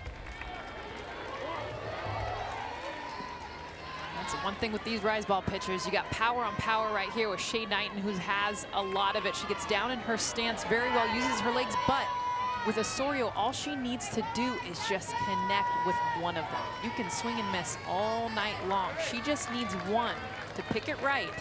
Not even get all of it, enough of it, because it's already up in the zone. That thing will leave this park. 20 home runs given up this year by Osorio.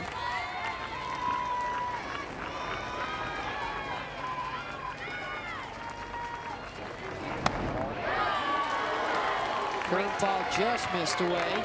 Great take. You saw her want to swing. You felt her hand say yes, and she stopped herself. That was a strikeout if that was her last at bat.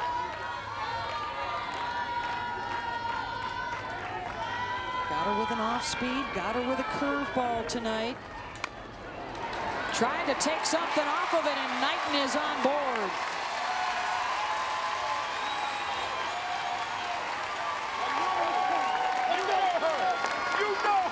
Watch what Shay Knighten does on this. Her lower half gone. Her hips gone, but her hands stay back. You saw that on the pitch before. She was able to hold, and she does it perfectly here with her body just to get enough to get it through. You've heard about her big sister, the National Player of the Year at Michigan, Sierra Romero. Now a chance for Sid the Kid to make her mark at the Women's College World Series.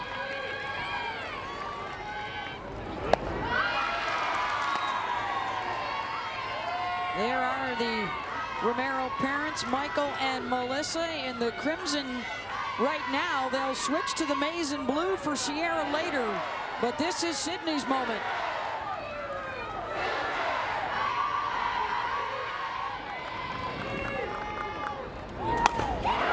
Deep center field, back it goes. McCleney at the wall makes the catch.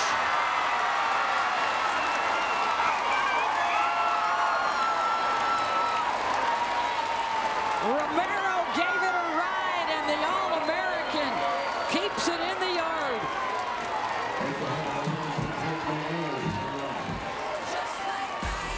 Haley McCleney, the best outfielder in the country, back on the wall. She keeps this in the park for Osorio.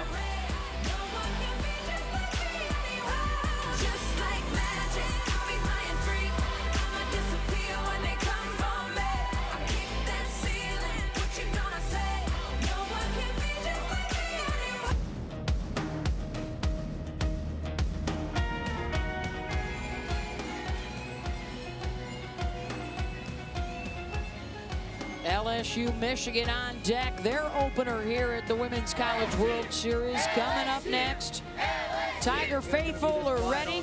It's not the big house, but it's the biggest house in college softball here at Hall of Fame Stadium. And the biggest player in the country, the national POY, Sierra Romero. Her younger sister, Sydney, missed going out of the yard by inches. And we are still scoreless. Oklahoma and Alabama.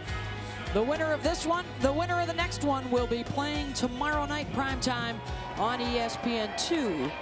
Georgia and Auburn are on the other side of the bracket. They were the winners on Thursday afternoon. To the 7th we go. And the pitcher's duel between Paige Parker and Lexi Osorio. 3 former national champions playing tonight, and those LSU Tigers seeking their first as they come back to the Women's College World Series for the 3rd time in the last 5 years. Against a Michigan team that lost to Florida in the finals last year, so the Wolverines are the team to beat, with Oklahoma right behind them as the 3 seed. And winners of 27 games in a row. During that streak, Paige Parker has gone 21-0. But Reagan Dykes got her for a double back in the 5th.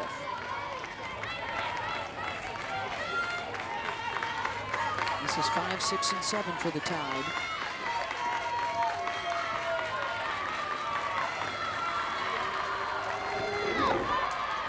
It will be the same 3 hitters, by the way, for the Sooners when they come up in the bottom of the 7th.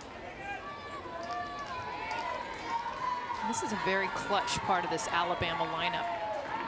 You look at maybe where they're at in the order, and you don't think that. You mentioned Dykes with her double, the best at bat, I feel like, against Parker. Demi Turner, walk-off hit in the supers. Snagged by Romero at third, one down. Let's check in with Holly Rowe. Well, that huge play at the wall, Haley McCleney robbing that home run from Romero has really fired up this Alabama team. After she made the play, she's running in from the outfield mouthing, "I've got you," to Osorio. Then she gets to the dugout. She's cheering up everybody in the dugout, screaming, "This is our time. We win this right now." We'll see if that fire on defense can show up here in the batter's box. She got Holly Rowe fired up, I'll tell you that much. That was a great play. I'll tell you, as soon as I saw Haley go back for that, even if it was over the fence, she would have climbed it. She would have stood on top of it. I mean, I haven't seen a center fielder like Haley McCleney since Laura Berg roamed these fields for Fresno State and a couple Olympic teams as well. Wow. High praise indeed. There have been some good ones here. Caitlin Lowe comes to mind. Check swing to short, 2 down.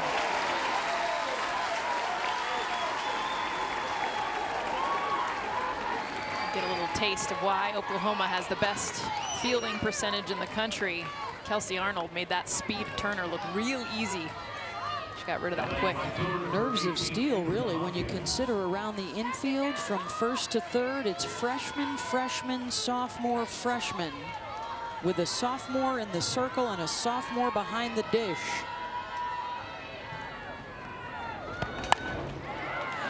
Down the line, and that's trouble. And speed on the bases. The slide into second for Andrea Hawkins. And for the 4th inning tonight, a runner in scoring position for Alabama. And Hawkins probably thinking, oh, last at bat. She got pinch. She got pinch hit for it. This is what she does, and you don't see a lot of power from Hawkins. She's a short gamer. She'll put the ball in play, but she gets an inside pitch she can turn on. And talk about this team being fired up. First McCleney, now Hawkins. Sydney Booker is a player that has been pinch hit before in the postseason, but not right here. She has a single off of Parker in the 3rd.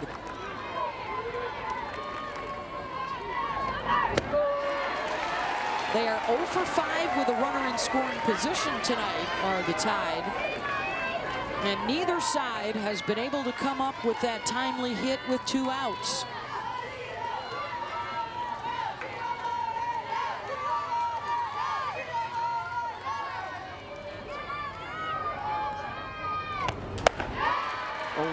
Rise misses.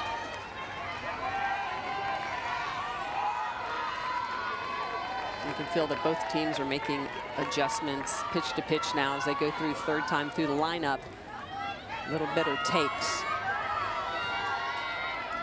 Better idea of what's coming. Sophomore from Madison, Alabama.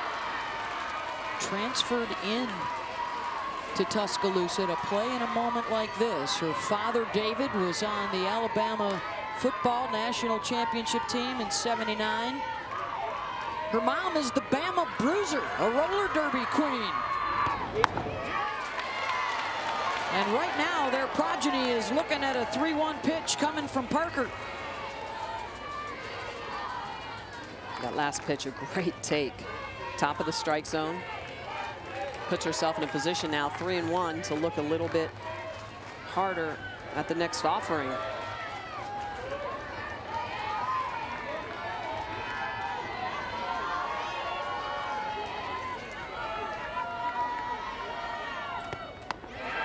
Ball 4, rise ball misses. And now it's a chance for the senior Callie Case. The senior class that arrived right after Alabama beat Oklahoma for the 2012 national championship. Now in their 3rd trip back to the World Series. Played in the final a couple years ago. Trying to stay in the winner's bracket. She's 0 for 2 tonight. Oh, and just like we've seen from some of the OU hitters, Jess, the Alabama hitters a little more judicious, seeing that rise ball up and out of the zone and staying away.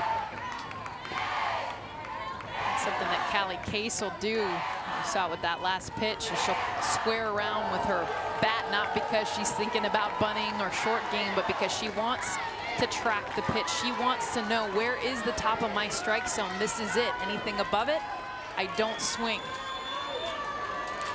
It's part of just a reminder for her on what she needs to swing at. And I think the flip side of that is that if you're Parker in Oklahoma, that last walk to me didn't do any damage. It was probably a good thing. 2 outs, you put the force on at any base, and you get the matchup you want, lefty-lefty. The last 6 rise balls, 5 of them were balls, and the one that Hawkins swung at was a double down the line and right. And here comes Patty Gasso to talk to the youngster, or excuse me, Missy Lombardi is out to talk to Paige Parker, who Holly Rowe reminds us has thrown every pitch now in their 6 postseason games. 5-0 thus far in the tournament. And part of it too is their super regionals against ULL. That was under duress every single inning. I mean, that's a team that hits the ball very hard. So those were tough innings. And if Case can figure out a way to get on, look who's coming up next. The young lady that Holly Rowe just reported gave them the primetime pep talk after saving a home run shot in the bottom of the 6th.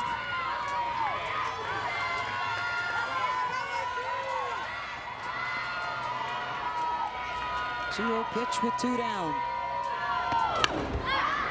Oh, that was the one. That was the pitch. When you're looking low in the zone, you look at the at-bat that Callie Case has had. She's done a great job laying off high in the zone. Look at where this pitch is located. Boom. That's what you want. And as a hitter, you're wishing you had that one back. Just couldn't get out in front of it at 67 miles an hour from Parker. Same spot. She got it again. Going with the curveball. The rise ball's been out of the zone. She gave up the double on the rise, and she hasn't been able to locate that pitch.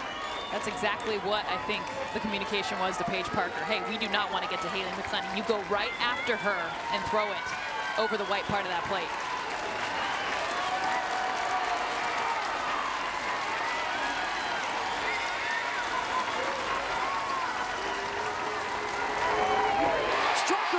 The off speed.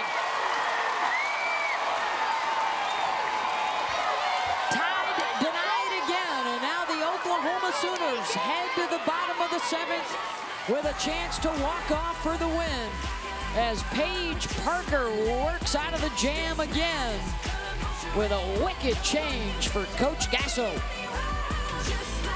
Lexi Osorio and Paige Parker, they have combined for 15 strikeouts, have held some of the best bats in the country to just 6 hits. And a chance for Oklahoma to win it in the bottom of the 7th. They walked off with a win over Alabama during the regular season, the only time all year the Tide have been shut out. And they are the hottest team to ever arrive in 35 years at the World Series with that 27-game win streak. 5, 6, and 7 in the order. The freshman Lafaele of you struck out on a rise ball in the 2nd, lined out in the 5th. They are meeting in the postseason for the 4th time in the last 5 years. Alabama has had the upper hand on all 3 occasions.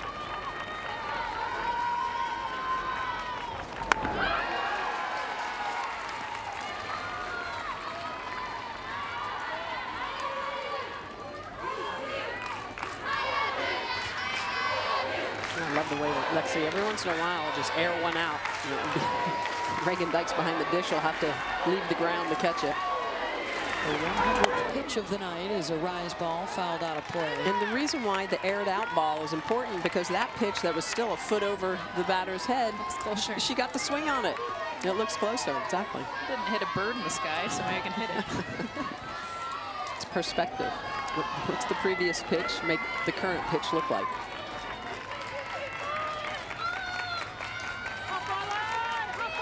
There's the 1-2 pitch from Osorio. And it comes inside to hit Lafaele of view, and the game-winning run is on base. Nobody out.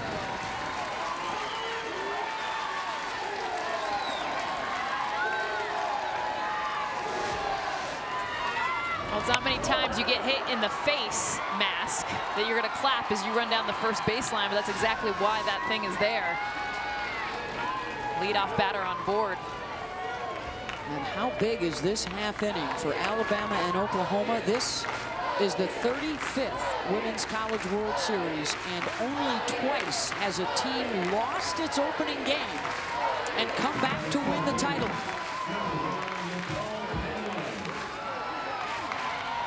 Winner stays in the winner's bracket and plays tomorrow night. Loser has a quick turnaround tomorrow afternoon.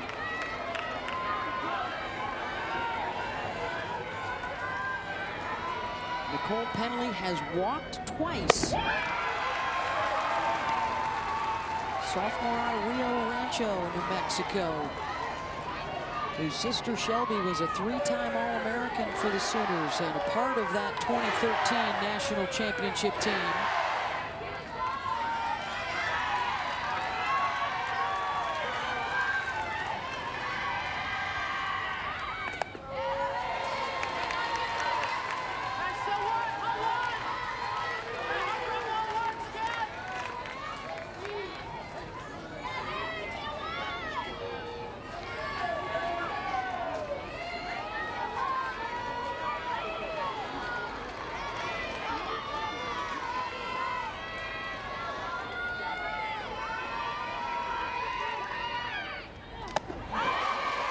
To chase that rise out of the zone, 1-2. Well, the previous rise was called as a strike, so that current rise, same exact location, Penley forced to swing through that pitch, or swing at it and swings through it.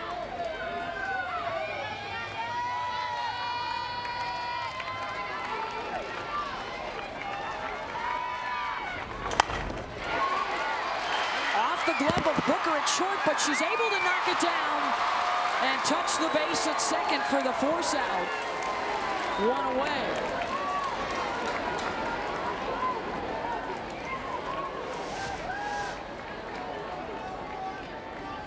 Well, that ball up in the zone. Penley, good job to knock it down. You could see the way that Booker does a good job of getting to it, but I think she's thinking double play, but presence of mind. This is the key. This is what saves it. Picks it up. It is already stepping on the bag as she picks up the ball. That is a huge out for the Crimson Tide.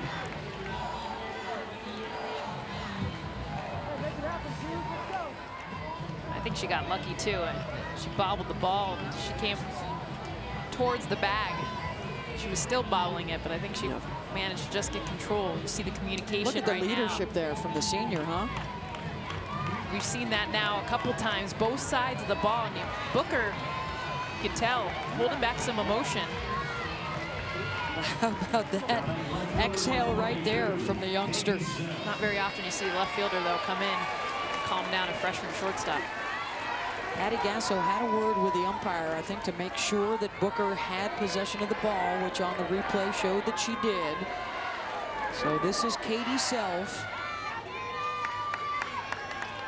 And in a season when the underclassmen have shined, how about an upperclass opportunity for the senior from Edmond, Oklahoma?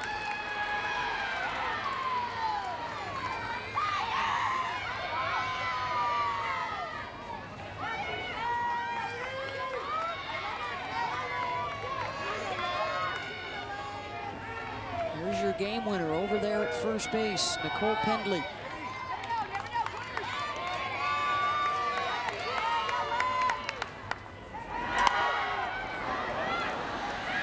Ball to Hawkins. Penley backtracks to first. 2 down. Oklahoma had the hit and run going on that play. Penley, presence of mind to know immediately goes up. She's got a return, but it just shows Coach Gasso trying to get ball angle down. She talked a lot about that. It was very successful during the regular season. Oh, it's a whole different ball game. Exactly, and she said we have to hit the ball on the ground, and they have not been able to do that against Osorio. This is Leah Wodak, who has popped up a couple of times. I still count just a couple of ground outs, 3 of them. Everything else has been strikeouts or flyouts, and just 2 hits.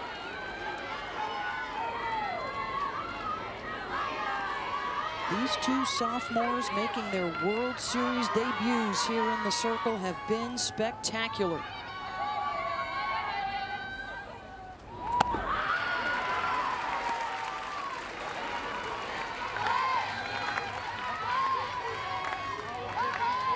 Parker and Osorio get used to hearing their names together in the postseason. Second year in a row they're meeting. I wouldn't be at all surprised if it's a 3rd and a 4th.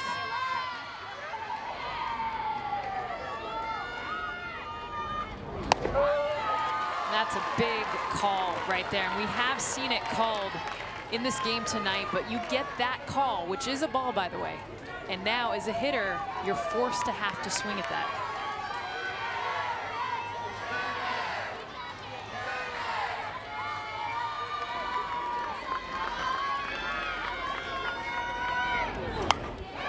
And there it is. That's a take. The first pitch of this at bat was that same location. It was called the ball. Second pitch, she was able to take ball 2. She comes back with it's called a strike. Still hasn't thrown an actual strike, but now you're swinging at that pitch and it changes the course of the at bat.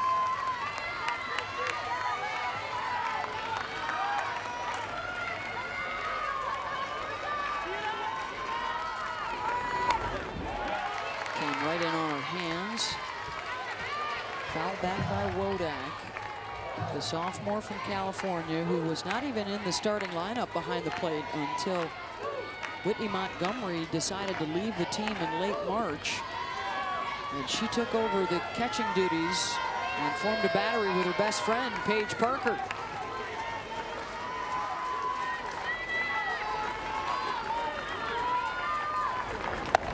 Struck out on the rise, coming up and in at her. Side retired. We're playing extra, and it's the All-American Haley McCleney.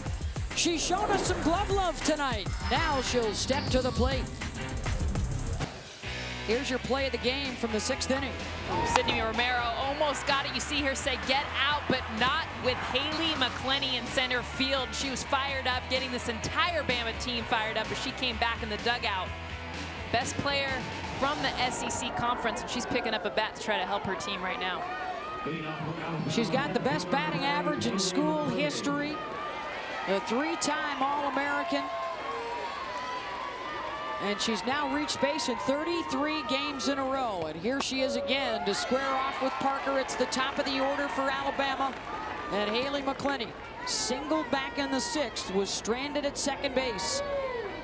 On 4 different occasions, the Tide have had a runner in scoring position tonight, could not knock them in.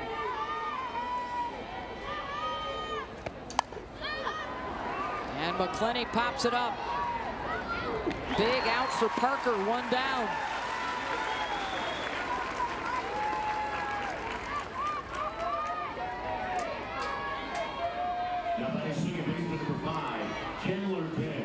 Parker just a 4-hit shutout thus far, 6 strikeouts. She's kept everything either in the K column or fly balls tonight.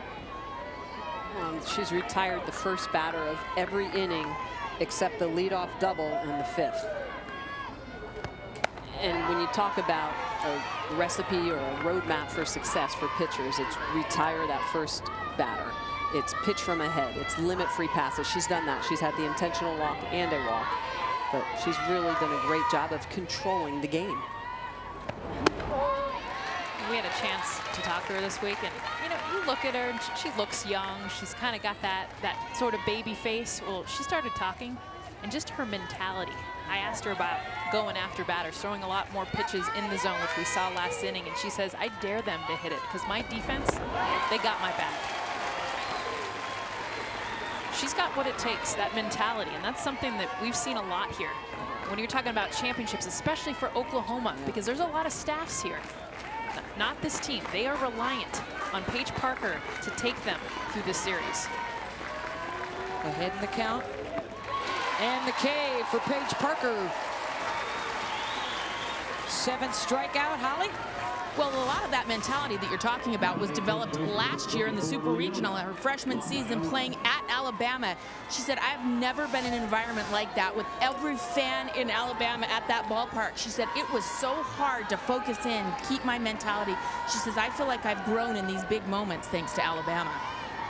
And she's got another opportunity tonight. Here's Leona Lafaele. What was interesting with Holly's report, we've talked to some other players here, and they say, oh, we're not worried about last year, that we've moved on, that we didn't really take anything away from that. Parker was like, that stung. That really hurt a lot, and I want to make sure I don't feel that way again this year. Lafaele does have the home run power. She's got to be careful right here. Well, and typically I like to say it's the setbacks that are really set ups for something bigger and better, and that's really what you saw last year with Oklahoma.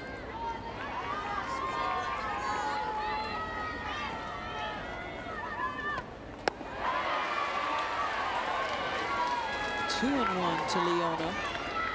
Most down we've seen in the zone from Parker all game long, and you can tell Lafaele, she's a different beast. They're attacking her in a very different way than they've attacked any other batter in this lineup. Lafaele pops it up. Romero. 3 up and 3 down, and another chance for OU to win it when we come back.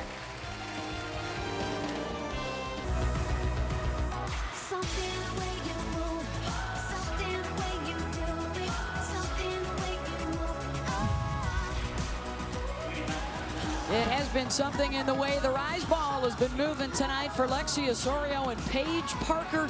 Scoreless in extra innings. This is the opener for these two teams here at the series. Beth Mowens, Michelle Smith, along with Jessica Mendoza. What has impressed you the most about these two young pitchers tonight? The mentality of second and third time through the order when these hitters have adjusted, and these pitchers have adjusted right back. Yeah, absolutely. Their ability to just attack the strike zone, continue, and to use their defenses when they need to. I love the way that Haley McCleney stepped up and made that big robbing home run catch. It's about the outies. I mean, right? We're kicking it old school with a good old-fashioned pitcher's duel tonight. First game of our doubleheader, LSU and Michigan. They didn't even get on the field last night. We had a weather delay that postponed our doubleheader last night, so we're playing tonight. LSU, the 10 seed, knocked out James Madison on the road in the Supers. They will take their chances against the Michigan Wolverines, the team that knocked them out in the national semifinals here at the World Series last year.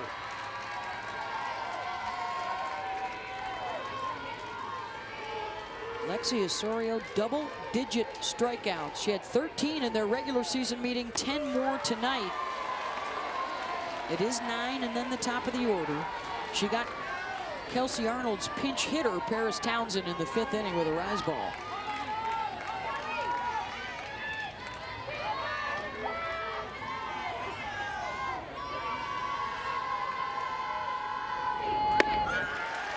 And she draws the walk. Second inning in a row that they've gotten the lead off on with a free pass. One of the rare miscues tonight for Osorio. Well, she's been using that rise ball on all levels and all planes. Look at the way she's going to ride it around the strike zone. She'll go up, she'll go out. She'll come inside and high, and then she'll come down at your knees, spinning like a rise. 10 big strikeouts, but really here in the late in the game, a walk to the number 9 hitter is not where you want to be. Number 1 batting average team in the country is sub 100 against Osorio this year, but they've got a chance to win it. Here in the bottom of the 8th, top of the order, Miller tried to lay down the bunt. And now we're seeing real old school. I mean, this is something that when you saw the 0-0, 1-0 ball games, you would see the best hitter, your 400 hitter, drop down to 394 after her first few at bats, lay down a drag bunt. That's something you have not seen in probably the last 5 years of softball. Well, we saw the hit and run, the angle down and run in the bottom of the 7th. Let's see if they try it again with Miller and Arnold.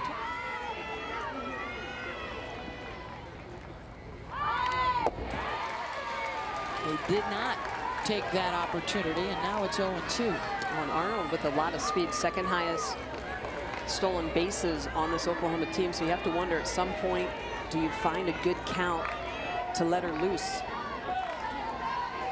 Got the freshman behind the plate, Reagan Dykes. And lefty's up. So she's protected.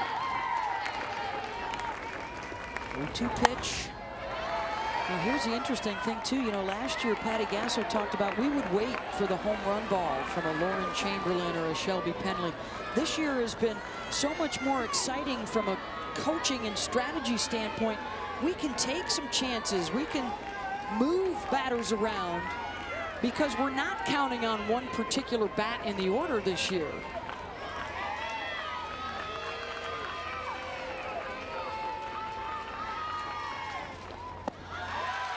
0-2 change is down and away. This Oklahoma team wins on team. In the past, they've won on one bat. They've been known for 1 or 2 bats, 1 or 2 stars. This team knows how to pass the bat. And it was Miller when she moved to the leadoff spot that really turned OU's season around. Drives it right to Grantham, who throws over to first to try and double up Arnold, and the ball gets away from Lafaele. And now the game winner is in scoring position, and it's as good as a sacrifice. Absolutely, and it's a situation where the no throw is the best throw. Peyton Grantham, good positioning. That ball just rifled right at her, but this is where she needs to know. There's no way that you can see the way that Arnold was already diving back to first. That is a low probability to get an out. You can't make that throw.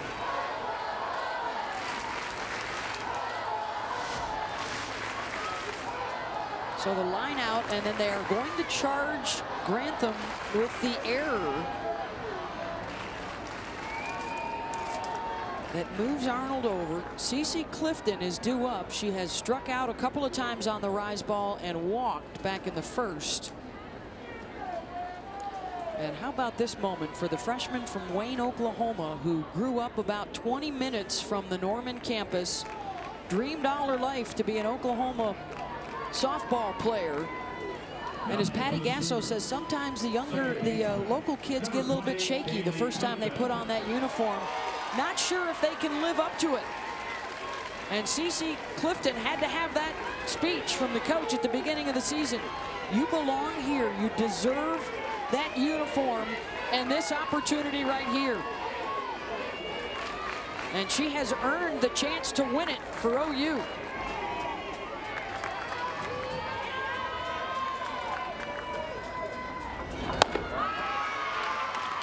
There it is, and you see the pause from Lexi Osorio as she gets the ball back. That has been called a strike. It's the ball that is out of the strike zone, but when she gets that call, it sets up for her strikeout. She didn't get it there.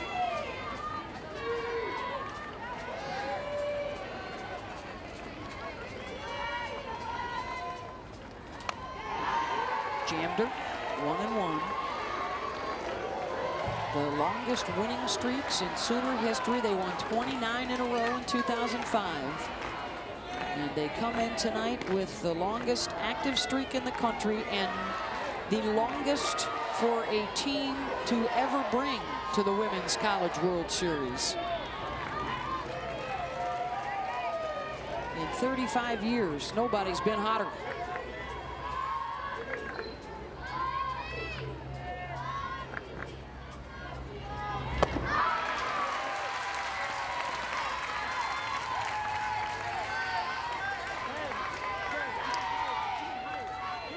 Osorio now up to 126 pitches.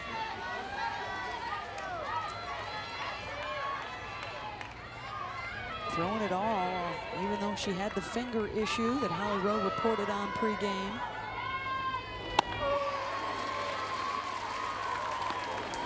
And a reminder too, in college softball, that pitch count isn't necessarily a big deal. If Alabama wins this, and Osorio could go again tomorrow night.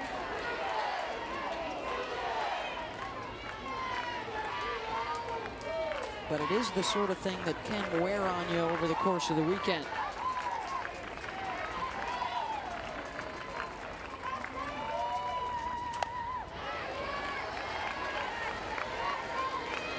Well, the other part of that pitch count is that some of those pitches were actually yesterday.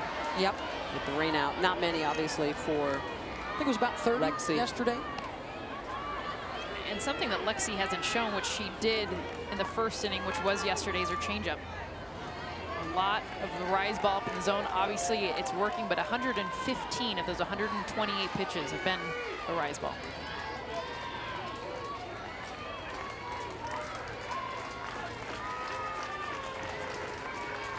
Is this one 16 coming? It is.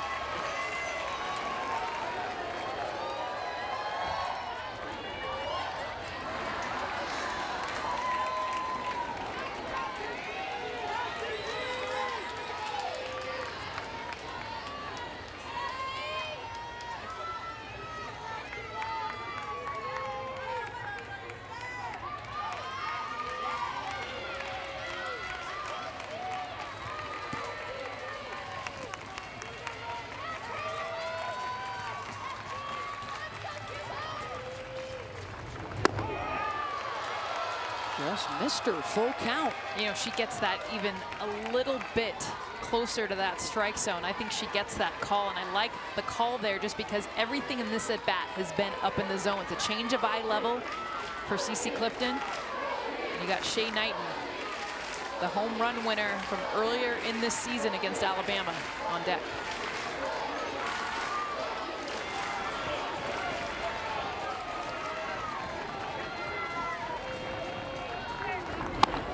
Ball four, so here we go. The two former travel ball teammates in Southern California. They faced off during the regular season, and Shay Knighten beat Lexi Osorio with a walk-off two-run home run. And she's got a chance to walk off against her old buddy again right here. And Pat Murphy is not liking the strike zone right now.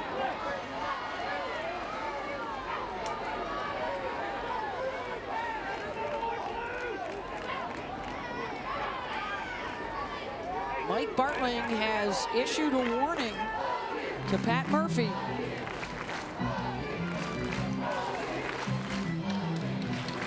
Well, the biggest issue with that walk is that they now don't have an open bag for Knighten. You know, if you go after and you get Clifton and you have first base open, you can be a little bit more ginger with Knighten. Now you have to go right at Knighten.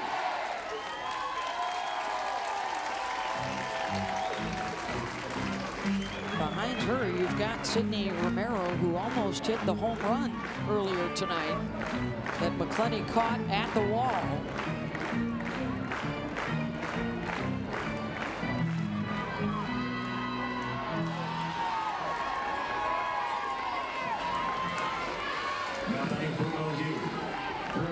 It was on March 19th that Knighten did her damage.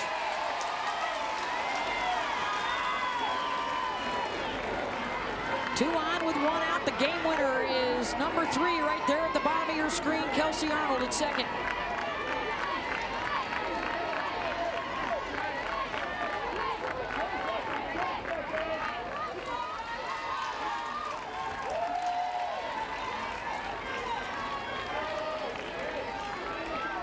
This first pitch is going to be key.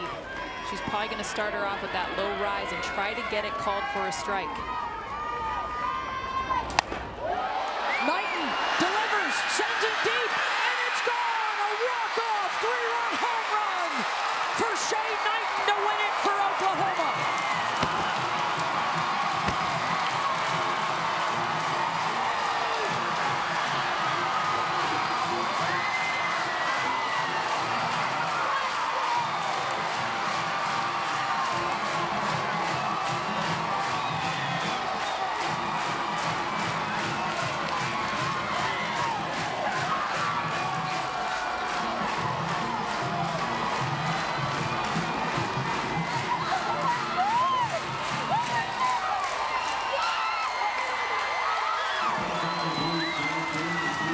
Delivers again, and Oklahoma is a 3-0 winner over Alabama.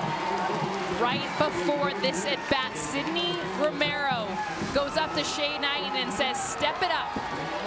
in big games. That's the pump up top. And what does she do? First pitch, rise ball, the pitch that has gotten Oklahoma all game long. Someone, and it's Shay Knighten, finally figures out a way to meet this pitch, and she knows it. As soon as she makes contact, it clears that fence for the walk-off for the second time this season. Shay Knighten and the Sooners have beaten Alexis Osorio. 3 hits off Osorio tonight, that's it. And Shay Knighten had 2 of them. And what an at-bat to set it up for CC Clifton, draws the walk, and then Knighten goes yard. And the Sooners stay in the winner's bracket. And after some frustrating postseason losses to Alabama, they get one here. And let's go down to Holly Rowe. Well, Shay, you're a freshman, your first time here at the World Series. What is it that has you so confident against Alexis Osorio? It's just playing my game, sticking with my game plan, not trying to do too much. She's a great pitcher. Lex has amazing speed, amazing spin. She's a competitor, so I knew I had to fight. I know how to fight for my team. Just I tried for a base hit, but I mean, you never know. You guys were former teammates together in high school and travel ball. So what do you know about her pitches that allows you to see it a little bit better? That's 2 walk-offs against her this year. I don't think it's really of me knowing what she has. It's more of me just staying with my game plan and seeing the pitch that I know I can drive. She got me before on those rice balls, so I knew if I just kept my hands on top that I would try to get a base hit, just hit the ball hard on the ground. That was my mindset, just hit the ball hard on the ground. Kelsey has speed at second, so she can score. All right, well, congratulations. A walk-off, the second walk-off of the year for Shay Knighten against Alabama. Thank you, Holly. Our Capital One Cup impact performance. The walk-off 3-run home run in the bottom of the 8th inning for Shay Knighten. And the Sooners beat the Tide 3-0. Alabama has been shut out twice all year, and on both occasions it was Paige Parker, tonight a 3-hitter, to give Knighten the opportunity to send it out. So Oklahoma joins Auburn and Georgia. They are in the winner's bracket on the other side. And coming up next, it's Michigan and LSU. And a chance to play the Sooners tomorrow night. Coming up next, it's the NCAA studio as the Sooners celebrate a 3-0 win. And Shay Knighten delivers the big blow. Let's check in now with Pam Ward.